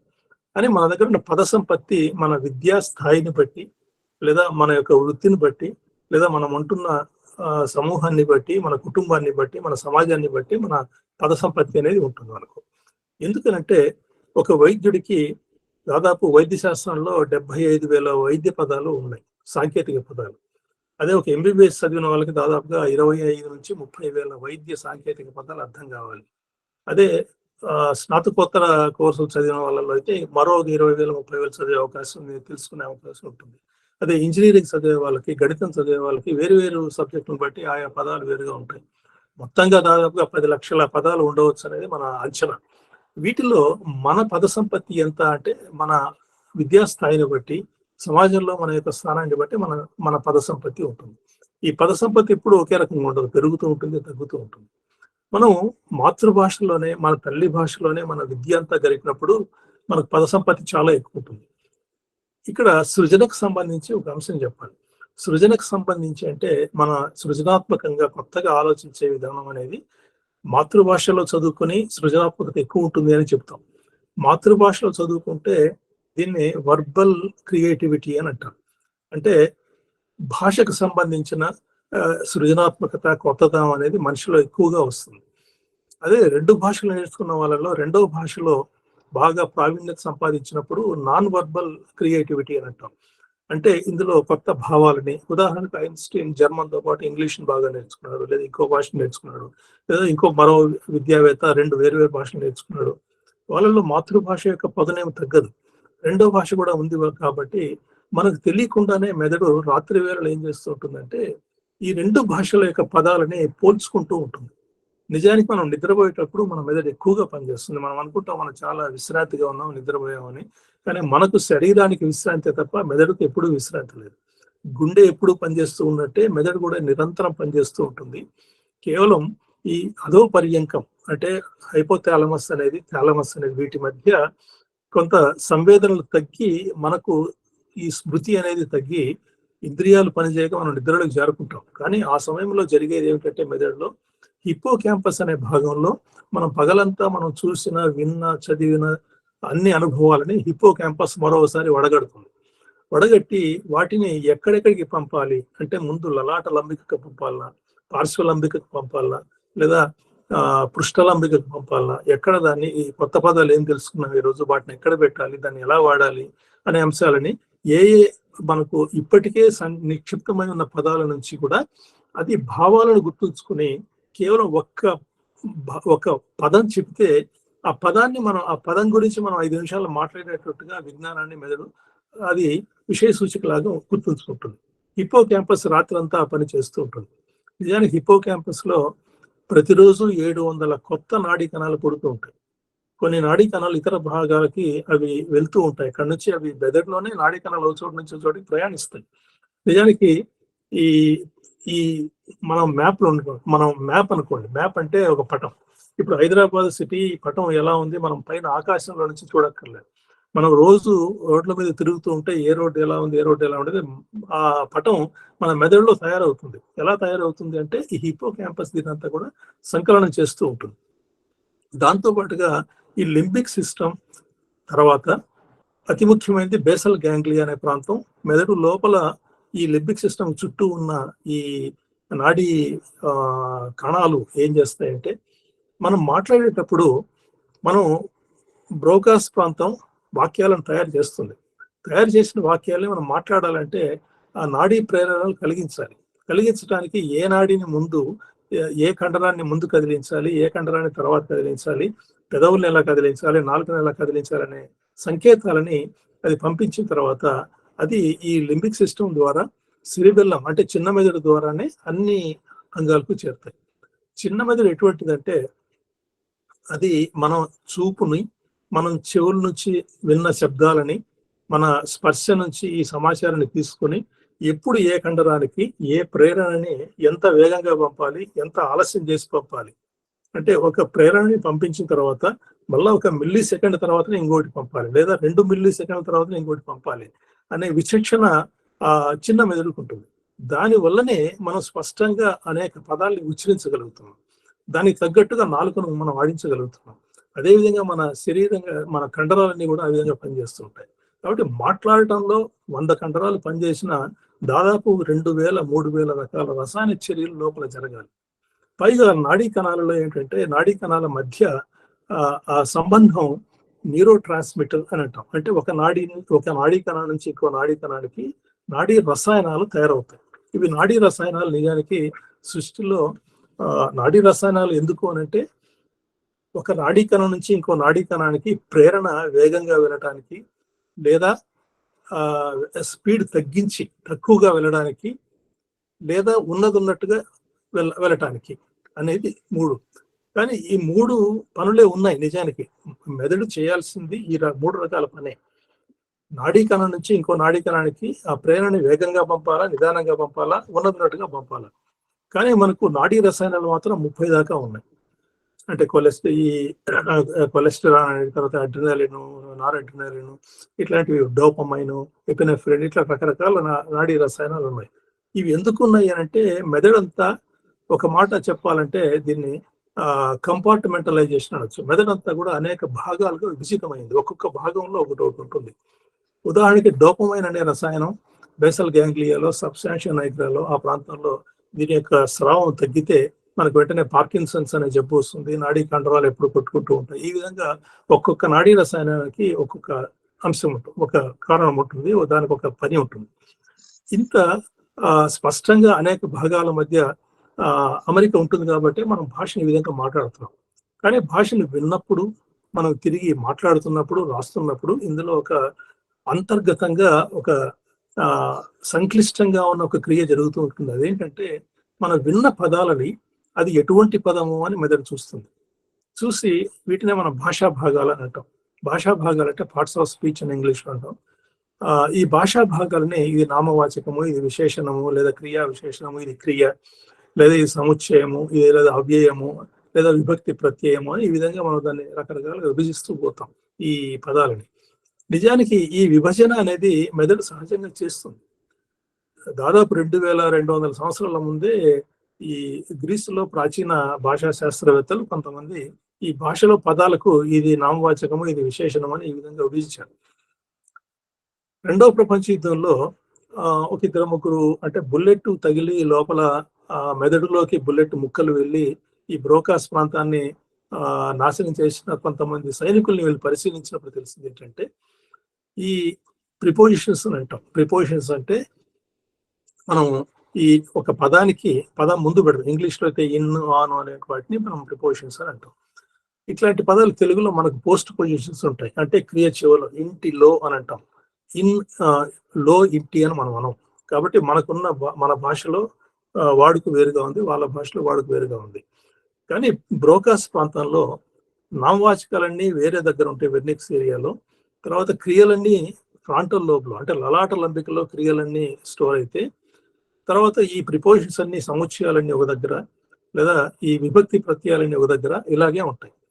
ఈ సైనికుల్ని పరిశీలించినప్పుడు వాళ్ళు భాష మాట్లాడుతున్నారు కానీ కొంతమంది ఈ కొన్ని నామవాచకాలని వాడలేకపోయారు, కొంతమంది క్రియలని వాడలేకపోయారు. అంటే మెదడులో దీనికి అన్నిటికీ ప్రత్యేకంగా వేరువేరుగా ఉంది అనే అంశం మనకు బాగా అర్థమైంది. ఒక్కొక్కసారి కొంతమంది రోగుల్లో తర్వాత అగ్రమేషన్ అంటే అసలు అవ్యాకరణం అని అనుస్తాను మనం. అంటే వ్యాకరణాన్ని కోల్పోయిన మెదడు క్షతగాత్రులు కూడా కొంతమంది ఉన్నారు. అంటే మెదడులో సున్నితమైన భాగాలకు దెబ్బ తగిలినప్పుడు వాళ్ళు పూర్తిగా సంపూర్ణంగా వ్యాకరణాన్ని కూడా పోతారు. కొంతమందికి మాట్లాడలేకపోవటం, అందుకని దీన్ని అఫేజియా, డిస్లెక్సియా అని ఇట్లా అగ్రాఫియా అని అనేక రకాల జబ్బులు మన మెదడులో కలుగుతున్నాయి. ఎందుకంటే వీటన్నిటికీ ఒక వ్యవస్థ ఉంది మెదడులో. ఇక్కడ మనకు కావాల్సింది ఏంటంటే మనము మొదటి భాష మనం అమ్మ భాషను నేర్చుకున్న తర్వాత రెండో భాష నేర్చుకోకూడదు అంటే నేర్చుకోవచ్చు. రెండో భాష నేర్చుకుంటే మనకు చాలా ఉపయోగం ఉంది. మనకు ఈ ఉపయోగం ఏంటంటే మొదటిలో కొంత నష్టం జరిగిన తర్వాత దీనివల్ల చాలా మనకు ఉపయోగం ఉంటుంది. కానీ ఎందుకు నేర్చుకోవాలి అని అంటే రెండో భాష నేర్చుకున్నప్పుడు మొదటి భాష మర్చిపోకుండా రెండో భాష నేర్చుకోవాలి. నేను ప్రధానంగా రెండో భాష నేర్చుకున్నా కూడా నా తెలుగు భాష నాకు చాలా ముఖ్యం అని ఎందుకు అనుకుంటానంటే ఈ తెలుగు భాష చాలా ముఖ్యమని అనుకోవడానికి కారణం ఇందులో నాకు 3-4 కారణాలు కనిపిస్తున్నాయి. నేను తెలుగులోనే మాట్లాడితే నాకు ఆత్మగౌరవం ఉంటుంది. నాకు అంటే నేను ఇతరుల నుంచి వేరుగా నేను తెలుగు వాడిని, నా భాష తెలుగు అనే అంశం నేను చెప్పకనే చెప్పినట్టు ఉంటుంది తెలుగు మాట్లాడుతూ ఉంటే. రెండవది నాకు ఒక వ్యక్తిత్వం చేకూరుతుంది. ఒక భాష మాట్లాడుతున్నప్పుడు నాది తెలుగు భాష కాబట్టి నాకు వ్యక్తిత్వం ఉంది కాబట్టి నేను తెలుగును మర్చిపోను, తెలుగును మాట్లాడాలి అనే ఒక వ్యక్తిత్వం చేకూరుతుంది. కానీ అన్నిటికంటే ముఖ్యమైనది ఏంటంటే భాష సైన్యం కంటే చాలా గొప్పది. భాష దేశాన్ని కాపాడగలదు. ఉదాహరణకు నేను జపాన్ దేశంలో కొంతకాలం చూసా. జపాన్లో ఎంత గొప్ప శాస్త్రవేత్త అయినా, ఎంత గొప్ప వైద్యులైనా, నేను అక్కడ ఆ దేశంలో ఒక ఆసుపత్రిలో ఒక చిన్న కోర్సు కూడా చేశాను. ఎంత గొప్ప స్పెషలిస్ట్ అయినా కూడా వాడు జపనీస్ భాషలోనే మాట్లాడతాడు, జపనీస్లోనే చదువుకుంటాడు. ఇంగ్లీష్ నాకు సరిగా రాదు అని చెప్తారు వాళ్ళు, సిగ్గు పడకుండా చెప్తారు. అది చాలా గొప్ప అంశం. అందువల్ల ఈ రోజున అమెరికాలో కానీ ఇంగ్లాండ్లో కానీ ఇమిగ్రేషన్ అనేది చాలా పెద్ద సమస్య. ఇమిగ్రేషన్ అంటే ఎక్కువ మంది ఆ దేశంలోకి వెళ్ళి ఆ దేశంలో సమాజం అంతా ధ్వంసం అవుతున్న వాళ్ళు ఆందోళన పడేటట్టుగా అంత ఈ మనుషులు ఇతర దేశాల నుంచి వెళ్ళి స్థిరపడటం అనేది జరుగుతోంది. అదేమి నేను చెడ్డదని చెప్పాల, అది జరుగుతోంది. కానీ జపాన్లోకి పోయి ఎవరు స్థిరపడరు, అక్కడ పోయి ఉండాలని అనుకోరు. ఎందుకంటే అక్కడ సంపూర్ణంగా జపనీస్ భాషను బాగా స్వచ్ఛంగా మనం మాట్లాడగలిగితేనే మనం బతకగలం. హైదరాబాద్లో తెలుగు రాకుండా 30 ఏళ్ళైనా జీవిస్తున్నారు చాలా మంది ఇక్కడ. కాబట్టి అటువంటి పరిస్థితిని మనం కల్పించాం ఇక్కడ. కాబట్టి మనం ఎప్పుడైతే అన్ని చోట్ల మనం తెలుగు వాడుతూ ఉంటే ఇక్కడికి వచ్చిన వాడు కూడా తెలుగు నేర్చుకోవాల్సి వస్తుంది. కాబట్టి అటువంటి పరిస్థితిని కల్పించాలనే ఉద్దేశంతోనే నేను తెలుగు కోసం కష్టపడాలని నేను అనుకున్నాను. తెలుగు కోసమే మనం ఉండాలి. ఎందుకంటే మన ఆంధ్రదేశం లేదా తెలంగాణ రాష్ట్రం, ఈ 2 రాష్ట్రాల్లో మనం తెలుగుని విచ్చలవిడిగా అన్ని చోట్ల వాడినప్పుడే ఇక్కడికి వచ్చిన ఇతరులు కూడా తెలుగు నేర్చుకుంటారు. మనం అమెరికా వెళ్ళి ఇంగ్లీష్ నేర్చుకున్నట్టు ఆంధ్రప్రదేశ్ వచ్చి తెలుగు నేర్చుకోవాల్సిందే. ఆ పరిస్థితి మనం కల్పించాలి ఇక్కడ. కాబట్టి అది తెలుగులోనే ఎందుకు మాట్లాడుకోవాలనేది మొత్తం ఈ అన్నిటికంటే మొదటి కారణం నాకు ఇది అనిపిస్తుంది. రెండవది విద్య. తెలుగు భాషలోనే చదువుకుంటే ఎంబీబీఎస్ కోర్సు వాడు ఎక్కడికి పోడు, ఇక్కడే పనిచేస్తాడు. తెలుగు భాషలోనే ఇంజనీరింగ్ అయితే వాళ్ళు ఎక్కడికి పోడు, ఇక్కడే ఉంటారు. కాబట్టి నాకు తెలిసి ఈ భాషని మనం అందరి మీద, మన భాషని మనం హిందీని రుద్దుతున్నారంటే అవసరం లేదు, మనం తెలుగుని రుద్దాలి తెలుగు వాళ్ళ మీద. నేనేం చేశానంటే ఈ నిఘంటు ప్రక్రియలో నేను పనిచేస్తూ తెలుగు వాళ్ళు ఎన్ని ఆంగ్ల పదాలు విపరీతంగా వాడుతున్నారని నేను పరిశీలించి చదువురాని వాళ్ళు లేదా చదువుకోని వాళ్ళు లేదా తక్కువ పరిజ్ఞానం ఉన్న వాళ్ళు దాదాపుగా 1000 ఆంగ్ల పదాలని వాడుతున్నట్టు నేను గుర్తించాను. బాగా చదువుకున్న వాళ్ళు, ఇతర వృత్తుల్లో ఉన్న వాళ్ళు, నైపుణ్యం ఉన్న వాళ్ళు దాదాపు 2000 పదాలని, ఆంగ్ల పదాలని తెలుగులో విచ్చలవిడిగా వాడి తెలుగు స్వరూపాన్నే మార్చివేస్తున్నాం. ఈ తెలుగులో ఉదాహరణకు ఇందులో ఈ రెండు సమూహాలుగా నేను గుర్తించాను. మొదటి సమూహంలో తెలుగు పదాలు ఉన్నా కూడా వాటిని వాడకుండా ఇంగ్లీష్ పదాలు వాడడం అనేది ఒకటి. ఉదాహరణకి 1, 2, 3 వాడకుండా 1, 2, 3 వాడడం, లేదా సోమవారం మంగళవారం వాడకుండా మండే ట్యూస్డే అని వాడుకోవడం. ఈ విధంగా అనేక పదాలు తెలుగులో ఉన్నా కూడా ఇంగ్లీష్ పదాలు వాడటం అనేది ఒక సమూహం అయితే, రెండో సమూహంలో తెలుగు పదాలు లేక ఇంగ్లీష్ పదాలు వాడుతున్నాం. ఇదేం తప్పులేదు. ఇప్పుడు కంప్యూటర్ అనేది వాడుతున్నారు. మేమైతే కంప్యూటర్కి మేధో యంత్రం అని పేరు పెట్టాం. ఈ విధంగా ఎన్నో ఆంగ్ల పదాలకి తెలుగు పదాలు మనం సులభంగా సృష్టించవచ్చు, అవకాశం ఉంది. ఈ 2000 పదాలకి ఒక ప్రత్యేకమైన నిఘంటువుని అచ్చువేసి తెలుగు వాళ్ళందరూ జోబులు పెట్టి దీన్ని చూసుకొని మీరు తెలుగులో మాట్లాడండి చాలు ముందు అని చెప్పాలని నాకు కోరిక. అదొకటి బహుశా నేను త్వరలో చేయాలని అనుకుంటున్నా నేను.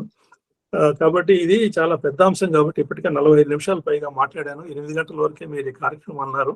కాబట్టి ఇందులో ఒక 5-10 నిమిషాలు సమయం ఇచ్చి ఏమైనా ప్రశ్నలు ఉంటే దానికి సమాధానం ఉంటే బాగుంటుంది అనిపిస్తుంది. స్థూలంగా చెప్పాలంటే మెదడులో మాతృభాష అందరికీ ఒకే రకంగా నిలువ ఉంటుంది.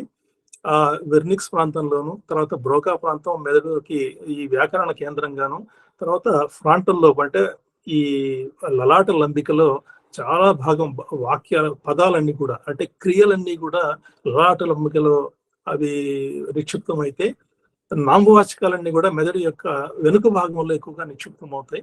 కానీ రెండు వైపులా కూడా మనకు బ్రోకాస్ ఏరియా అనేది మీకు చెప్పాను, మనకు కుడివైపు మనం కుడి చేయి ఎక్కువగా వాడేలలో ఎడం వైపు బ్రోకాస్ ఏరియా మనలో చాలా గట్టిగా బలంగా ఉంటుంది. అక్కడ నుంచి మన భాష వస్తుంది. కానీ కుడివైపు ఉన్న బ్రోకాస్ ఏరియా ఏం చేస్తుంది అనేది ఒక సందేహం ఉంది మనలో చాలా మందికి. దాని మీద ఈ మధ్య ఒక పరిశోధన చేసినప్పుడు ఏం చెప్పారంటే, మనం చాలా నిశ్శబ్దంగా ఉండి అంతర్లోకనం చేసి మనం కళ్ళు మూసుకొని ధ్యానం చేస్తున్నట్టుగా ఉన్నప్పుడు కుడివైపు ఉన్న బ్రోకాస్ ఏరియా చాలా పవర్ఫుల్ గా పనిచేస్తుంది. అంటే నిజానికి రెండు వైపులు ఉన్న బ్రోకాస్ ఏరియా కూడా మనకు అందుకనే ధ్యానం చేయటం వల్ల కుడివైపున బ్రోకాస్ ఏరియా ఉత్తేజితం అవుతుంది అనేది గత 1 సంవత్సరం ముందే తెలిసింది శాస్త్రవేత్తలకి. కాబట్టి మెదడులో చాలా గొప్ప తెలియని అంశాలు, చాలా గొప్ప గొప్ప అంశాలు ఉన్నాయి. ఏ శాస్త్రంలో లేనంత ఆశ్చర్యకరమైన విషయాలు మన మెదడులోనే ఉన్నాయి. మాతృభాష అనేది మనం ఎప్పుడైతే స్పష్టంగా మాట్లాడగలమో మనం మానసికంగా చాలా ఆరోగ్యంగా ఉంటాం. రెండో భాష మన మొదటి భాషని మరింత బలోపేతం చేస్తుంది. మెదడులో రెండో భాష మనము చిన్నప్పుడు నేర్చుకోవాలా తర్వాత నేర్చుకోవాలనేది మన చేతిలో లేదు. మనం ఇప్పటికే మన వయసు పెరిగింది, మనం రెండు భాషలు మనకు వచ్చు. కాబట్టి ఆ ప్రశ్నతో సంబంధం లేకుండా మన మెదడులో రెండో భాష మనం ఆలస్యంగా నేర్చుకున్నాం. నాలో అయితే నేను 1వ తరగతి నుంచి పోస్ట్ గ్రాడ్యుయేషన్ వరకు నేను తెలుగు మీడియంలోనే చదివాను. కాబట్టి నేను ఇంకొక భాష కూడా ఎస్పెరాంటో భాష కూడా నేర్చుకున్నా. ఈ రెండో భాష నేను సంస్కృతం కూడా నేర్చుకున్నా. ఈ భాషలన్నీ నా తెలుగు భాష ఎక్కడ ఉన్నాయో అక్కడ ఉండదు, ఈ వేరే చోట్ల మెదడులో ఉంటుంది. ఎందుకంటే ఆలస్యంగా నేర్చుకున్నాను కాబట్టి. ఈ కాలం పిల్లలు చిన్నప్పటి నుంచే ఇంగ్లీష్ నేర్చుకుంటున్నారు కాబట్టి రెండు రావు అనే అపప్రద నుంచి బయటపడాలంటే రెండు భాషల్లోనూ మనం విడివిడిగా వాళ్ళకి తర్ఫీదునిచ్చి వాళ్ళు చక్కగా ఆ భాషను నేర్చుకునేట్టుగా చేయాలి. రెండు భాషలు నేర్చుకోవటం చాలా మంచిది, కానీ మొదటి భాషను మరిచిపోవటం మహా పాపం అవుతుంది అనేది నా ఉద్దేశం. కాబట్టి ఇప్పటికే 8 అయింది. కాబట్టి ఏమైనా ప్రశ్నలు ఉంటే అడిగితే మాట్లాడుకుందాం. ఈ అవకాశం కృతజ్ఞతలండి. చాలా బాగా చెప్పారు. ఇప్పుడు మనోళ్ళు కొన్ని ప్రశ్నలు అడుగుతారు. అడిగే ముందుగా చాలా మంది కొత్త వాళ్ళు వచ్చారండి. ఆనంద నాయుడు గారు వచ్చారు, సంతోషం. డాక్టర్ షేక్ మస్తాన్ గారు, గడ్డం దేవి ప్రసాద్ గారు, ఝాన్సీ హైదరాబాద్ సెంట్రల్ యూనివర్సిటీ, పెద్ది సాంబశివరావు గారు కూడా వచ్చారు, ధన్యవాదాలు వారికి. రవీంద్ర గారు, సురేష్ రెడ్డి, శివకిరణ్ బెంగళూరు, ఆయన కంప్యూటర్ ఇంజనీరు, సుధాకర్ గారు, ఉన్ని బాబు గారు, ఉషాదేవి గారు, గిరీష్ కుమార్ గారు, సాయి కుమార్ గారు ఈనాడులో మీ దగ్గరే పనిచేస్తుంటారు. సుభాషుడు గారు, ఉషాదేవి గారు, కొంతమంది కొత్త వాళ్ళు వచ్చారు. దయచేసి ఈ చాట్ లో మీ సంఖ్యలు పెట్టండి, ఫోన్ సంఖ్యలు పెట్టండి. ఇక రెండో విషయం, మనం జనాన్ని కదిలించడం కోసం మేం కదిలితే భాష బతకదు, జనాన్ని కదిలిస్తేనే నమ్మకంగా భాష బతుకుతుందన్న ఉద్దేశంతో ఈ ఉద్యమం నడుపుతున్నాం. అందుకని ఎవరైనా మనం 10 రకాల పోటీలు పెట్టామండి. ఇప్పుడు మీరు ఈ పని చేస్తే మీకు నగదుతో పాటు సన్మానాలు కూడా చేస్తామని అమెరికా వాళ్ళు కూడా సహకరిస్తున్నారు. దయచేసి మన వలగూట్లోకి పోయి తెలుగుకోటి.org పోయి చూస్తే 10 రకాల మనం ప్రోత్సాహకాలు ఇస్తున్నాం. దయచేసి చూడండి, వేరే వాళ్ళకు కూడా చెప్పండి, మీరు కూడా చేయండి. ఈ సమావేశాలకి ఉద్యమం సమావేశం ఇది, మిగిలిన వాటిలాగా వేరే విషయం మాట్లాడరు. దీనికి కూడా ఎక్కువ మందిని రమ్మని చెప్పండి. ఇప్పుడు మీరు ఇక రంగనాయకులు గారి పని పట్టండి.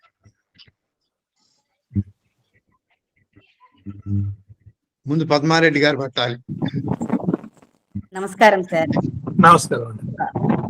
రంగనాయకులు గారు, నేను ఎప్పుడు అసలు ఊహించలేదు ఇంత ఒక కొత్త కోణంలో భాషను నేర్చుకోవడం గురించి తెలుసుకుంటానని. అంటే మన మెదడులోనే ఆ విధంగా ఈ భాషకు సంబంధించిన కోశాలు ఉంటాయనే విషయం కానీ, నిజంగానే శ్రవణ నాడులు ఉంటాయి, ఏదో విన్నదాన్ని మెదడుకి తీసుకెళ్తాయి. మనకు భాష అర్థం కావడం, మాట్లాడడం చేస్తాం అనుకున్నాను కానీ చాలా లోతుగా, చాలా సంగ్రహంగా చాలా ఇది విషయాలు తెలుస్తుంది సార్. లేదా ఇది చాలా సంక్షిప్తమేనండి. ఇది లోతుగా కూడా లేదు, చాలా ఉపరితలంగానే చెప్పడం జరిగింది. ఇదంతా ఉపరితలమైన మాకు ఎంతో అసలు విస్తృతం చేస్తుంది మా యొక్క అవగాహనను. దీన్ని ఒకసారి కాదు, ఒక 4 సార్లు మీరు ఇప్పుడు మాట్లాడిన మాటలని కోదండరామయ్య గారిని కోరుకోవాలనుకుంటున్నాను. దీని యొక్క ఆడియో కానీ వీడియో కానీ మాకు ఇవ్వండి సార్, మరొకసారి వింటాము. అయితే మీరు అన్నారు 2 భాషలు నేర్చుకోవడము, 2 భాషలు ఏంటి అసలు మల్టీ లాంగ్వేజ్, ఎక్కువ భాషలు చిన్న వయసులోనే నేర్చుకోవడము చాలా మనకు నేర్చుకునేటువంటి అపారమైనటువంటి ఉంటది మనకని తెలుసు మనకు. అయితే ఇప్పుడు నేను అడగడం ఏంటంటే 2 భాషలు నేర్చుకోవచ్చు, మాతృభాషను మర్చిపోవద్దు అని మీరు అన్నారు. చాలా కరెక్ట్ అది. అయితే ఇప్పుడు మనకు బోధనా భాషగా, ఎందుకంటే మనకు తెలుసు ఇంగ్లీష్ అనేది చాలా విస్తృతమైన గ్లోబల్ లాంగ్వేజ్, అది చాలా అపారమైన జ్ఞానం ఆ భాషలో మనకు దొరుకుతుంది. కాబట్టి ఇప్పుడు మాతృభాషగా తెలుగు అంటే ఒక భాషగా తెలుగు నేర్చుకుంటూ మరి బోధనా భాషగా ఇంగ్లీష్ నేర్చుకోమంటారా, లేదంటే బోధనా భాషగా ప్రాథమిక స్థాయి వరకైనా మన మాతృభాష ఉంటూ సైమల్టేనియస్ గా ఇంగ్లీష్ నేర్చుకోవడం సరి అయినదంటారా? నా అభిప్రాయం ప్రకారం బోధనా భాషగా కూడా తెలుగే ఉండాలండి. నేను తెలుగు మీడియంలో చదువుకున్నాను, మా పిల్లల్ని కూడా నేను తెలుగు మీడియంలో చదివించాను. కాబట్టి ఆంగ్ల భాషని 2వ భాషగా నేర్చుకోవడంలో ఏ ఇబ్బంది లేదు. కానీ అందరికీ అవకాశం ఉండకపోవచ్చు. కొంతమంది బోధనా భాషగా ఆంగ్లాన్ని నేర్చుకున్నా కూడా ఇబ్బంది లేదు. మాతృభాషలో మరింత ప్రావీణ్యాన్ని సంపాదించడానికి ఎప్పటికీ అవకాశం ఉంటుంది. బోధనా భాష అంటే ఆ కళాశాలలోనో విశ్వవిద్యాలయంలోనో ఉండేదే 4-5 గంటలు. బయటకు వచ్చిన తర్వాత వాళ్ళు మాతృభాషలోనే వాళ్ళు కష్టపడవచ్చు. కాబట్టి 2 భాషల్లో సమాంతరంగా పనిచేయడానికి అవకాశం ఉంది. కానీ మాతృభాష మీద ఎక్కువ పట్టు ఉండాలి. ఎప్పుడైతే బోధనా భాషగా ఆంగ్లం ఉందో, ఆంగ్లంలో ఉన్న అంశాలను తెలుగు లేఖను మనం అనువాదం చేసుకోవాలి, మనం ప్రచురించాలి, మన భాషను బలోపేతం చేయాలి. అది నా అభిప్రాయం అండి. చాలా మాట్లాడే వాళ్ళు 1 నిమిషానికే పరిమితం కావాలి, 1 నిమిషానికే పరిమితం కండి. ఇప్పుడు జర్మనీ అభిలాష్ గారు మాట్లాడతారు. ఇంకొక విషయం సార్, ప్లీజ్ దయచేసి. మీరు చాలా పదాలు మనకు తెలుగులో ఉన్నాయి. అయితే ఈ మధ్య కాలంలో కొత్త టెక్నాలజీ సంబంధించిన పదాలు, కంప్యూటర్ అనుకోండి, ఒక విండో లేకపోతే నెట్వర్క్ లాంటి పదాలు మనము వినటమే అవి ఎక్కడైతే పుట్టినాయో ఆ భాషలో మనకు పరిచయం అవుతున్నాయి. అలాంటప్పుడు అది తెలుగు పదమే అనుకుని కంప్యూటర్ గానే నేర్చుకోవచ్చు కదా. కంప్యూటర్ అంటే ఇప్పుడు ఏదో అంటాం కదా, తెలుగులో దాన్ని తర్జుమా చేసే కష్టపడి ఒక పదం నేర్చుకోవాలా? ఇది మనకు ఇగోకు సంబంధించిన విషయమా? కంప్యూటర్ ఫ్రిడ్జ్ ఉందనుకోండి, శీతలీకరణ పెట్టే అని మాత్రం అనలేం కదా. ఫ్రిడ్జ్ అనడం చాలా సులభం. సో వాటిని యథాతథంగా తెలుగులో తర్జుమా, ఫ్రిడ్జ్ తెలుగు పదంగా వాడుకోవడం. సాంకేతిక అభివృద్ధిలో మనం కూడా పాలు పంచుకుంటే మన భాషకు కూడా పదాలు వస్తాయి. సాంకేతిక అభివృద్ధి ఇతర దేశాల్లో జరుగుతుంది కాబట్టి ఆ పదాలు వస్తున్నాయి. తాత్కాలికంగా మీరు ఆ పదాలను వాడుకున్నా కానీ ఆంగ్ల భాష ద్వారానే ఈ పదాలన్నీ మనకు వస్తున్నాయి. కాబట్టి మనం అట్లాగే నేర్చుకుందాం అనుకుంటే ఇంక 100 ఏళ్ల తర్వాత అన్ని పదాలు అవే ఉంటాయని నా అభిప్రాయం. కాబట్టి మనం ఈ ఆంగ్ల పదాలకి తెలుగు పదాలు తయారు చేసుకోవటము, లేదా పదాలను తయారు చేసుకుంటే ఉపయోగం లేదు. నిఘంటువులను ప్రచురిస్తే ఉపయోగం లేదు. ఆయా రంగాల్లో పనిచేస్తున్న వాళ్ళు పనిచేయాలి. ఉదాహరణకు పక్షులు ఉన్నాయనుకోండి, మన దేశంలో దాదాపుగా ఒక 1000 రకాల పక్షులు ఉంటాయి. కానీ కాకి, గువ్వ, గద్ద, ఇట్లా చిలుక 4-5 పదాలు తప్ప మనకు తెలియదు. ఈ అన్ని పక్షులకి పేర్లు ఉన్నాయి. మరి నిజానికి వీటిని మనం విద్యలో వాడడం లేదు కాబట్టి ఆ పదాలు అంతరించిపోతున్నాయి. మనం వాడే కొద్దీ కూడా పదాల యొక్క సంఖ్య పెరుగుతుంది. మనం పని చేసినప్పుడే కొత్త పదాలు పుడతాయి, పని చేయకుండా కొత్త పదాలు పుట్టవు. మనం పని చేయడం లేదు కాబట్టి బయట పదాలు తీసుకునే మనకు అవకాశం కలుగుతుంది మనకి. కాబట్టి ఇక్కడ ఈ ఆంగ్ల పదాలను యథాతథంగా వాడాలా లేదా అనేది నేను ఈ విధంగానే ఉండాలని చెప్పడం లేదు. మా సంతృప్తి కోసం మేము ప్రతి ఆంగ్ల పదానికి తెలుగు పదం కూడా తయారు చేస్తున్నాం మా నిఘంటువులో. దాన్ని స్వీకరిస్తారా లేదా అనేది కూడా మాకేం పెద్ద ఆశలు లేవు దాని మీద. ఉదాహరణకు కొన్ని పదాలను ఇప్పటికే ఈనాడులోనూ ఇట్లాంటి వాటిల్లో మనం పదాలని వాడుతున్నాం. కొత్త పదాలు అనేకం ఈనాడులో కొంత ప్రయోగాత్మకంగా వాడుతూ ఉన్నారు. ప్రజలు కూడా వాటిని ఆదరిస్తున్నారు. జర్మనీ అభిలాష్ గారు మాట్లాడాలి. నమస్కారం అండి. నేను 2-3 విషయాలు ఉన్నాయి, కొద్దిగా తొందరగా చెప్పడానికి ప్రయత్నిస్తాను. మొదటిది ఏంటి అంటే, నేను కూడా ఒక విధంగా మెదడుకు సంబంధించిన పరిశోధనలు భాగంగా పనిచేస్తున్నాను అనమాట.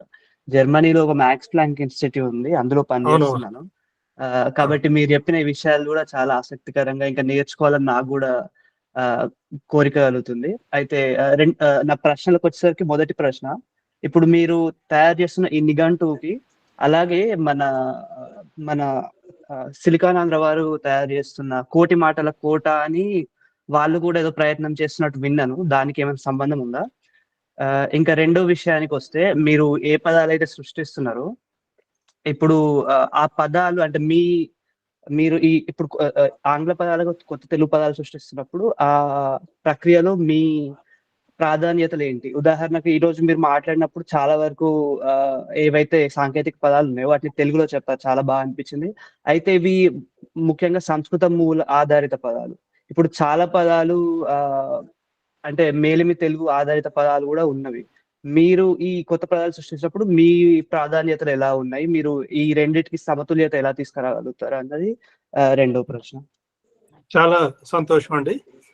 మీరు మ్యాక్స్ ప్లాంక్ ఇన్స్టిట్యూట్ లో పనిచేస్తున్నది చాలా సంతోషం. నేను ఈ మధ్య అంటే చాలా కాలంగా మ్యాక్స్ ప్లాంక్ ఇన్స్టిట్యూట్ లో పనిచేస్తున్న శాస్త్రవేత్తల పరిశోధన పత్రాలు చాలా చదివాను.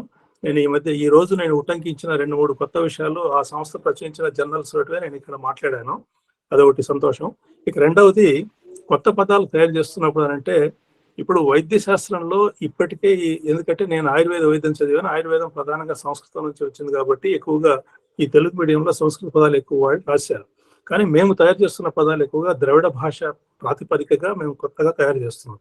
ఉదాహరణకి సైకిల్, బైసికిల్ అని ఉంది. ఈ బైసికిల్ ని మేము మా నిఘంటువులో ఇరుగాను అని పెట్టాం. ఇరుగాను అంటే 2 చక్రాలు. ఇరుగాను అనేది పూర్తిగా ద్రవిడ పదం. ఈ విధంగా అట్లాగే షాండిలేర్, పైనుంచి వేలాడే దీపాలు ఉన్నాయి, దాన్ని మేము ఉట్టి దీపం అన్నాం. పైనుంచి వేలాడే దీపం అంటే ఉట్టి దీపం. ఈ విధంగా అందరికి అర్థమయ్యేట్టుగా, స్వీకరించేట్టుగా ఉన్న పదాలను తయారు చేయాలని మా కోరిక. కాబట్టి మేము అవి చేస్తూ ఉన్నాం. అవి నిఘంటువు వచ్చైన తర్వాత అది ఎలా స్వీకరిస్తారు ప్రజలు అనేది చూడాలి. మా నిఘంటువు ఇంకా సంవత్సరం పడుతుంది కాబట్టి వచ్చే సంవత్సరానికి మనకు సిద్ధం అవుతుంది. ఇక అమెరికాలో చేసే కోటి మాటలు అనే ప్రాజెక్ట్ గురించి నాకేం తెలియదు. దాని గురించి వాళ్ళు ఏం చేస్తున్నారో నాకు పరిచయం లేదు, కాబట్టి నేను దాని గురించి నేను మాట్లాడలేదు. సంతోషం అండి. ఒక్క విషయం జనానికి చెప్తాను నేను. కొంతమంది ఆంగ్లం మాటలు వాడితే సరిపోలేదా అని అంటున్నారు.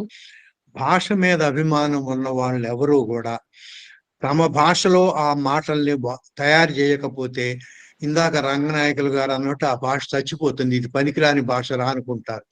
ఇప్పుడు రంగనాయకులు గారు ఎందుకు కొంచెం మొహమాట పడ్డారు, కానీ వీరు పోయి 2-3 నెలలు చైనాలో ఉన్నారండి. ఉంటే వాళ్ళు ఏమన్నారు, ఈ రంగనాయకులు ఏంటయా అని వాళ్ళు చైనాలో పేరు పెట్టారు. అంటే ప్రాపర్ నౌన్ కూడా వాళ్ళ పేరు పెట్టారు. గమనించండి ఎంత అభిమానం ఉంటుందో వాళ్ళకి. వీరు చీఫ్ జస్టిస్ ఆఫ్ ఇండియా ఇక్కడికి వచ్చినప్పుడు మనం పోయి కలుద్దామంటే కూడా వారు వచ్చారు. ఇప్పుడు ఇంకా కొంతమందికి తెలియదు, వారు ఒక భాష మీద మనం వాగమి రాశారు, డిక్షనరీ రాశారు. అది కృత్రిమ భాష, ప్రపంచం మొత్తం మీద ఇన్ని భాషలు ఉంటే బాగలేదు అని, తేలిగ్గా ఉంటే బాగుంటుందని ఒక భాషని తయారు చేస్తున్నారు. దాంట్లో కూడా వారి భాగం ఉంది. ఇక ఇప్పుడు మధురెడ్డి గారు మాట్లాడాలి. మీరు అన్నట్టు చైనా, ఒక్క నిమిషం అండి. మీరు అన్నట్టుగా నేను చైనా, తైవాన్కి వెళ్ళినప్పుడు కూడా నా పేరు రంగనాయకులు అంటే వాళ్ళు ఈ పేరు బాగలేదని వాళ్ళు వేరే పేరు పెట్టారు. ఎందుకంటే వాళ్ళ భాషలో, ఇప్పుడు చైనాకి వెళ్ళి మీరు అమెరికా అంటే వాళ్ళకి తెలియదు, అమెరికాకి వాళ్ళు వేరే పేరు పెట్టారు. మైగోరు అంటారు. మైగోరు అంటే అమెరికా అంటే వాళ్ళకి అర్థం కాదు. ఈ విధంగా ప్రపంచాన్ని వాళ్ళ కోణంలో, వాళ్ళ భాషా పరంగా చూస్తున్నారు. అది వాళ్ళలో ఉన్న ప్రత్యేకత. చెప్పండి. నమస్కారం అండి. రంగనాయకులు గారు చాలా మంచి విశేషాలు చెప్పారు.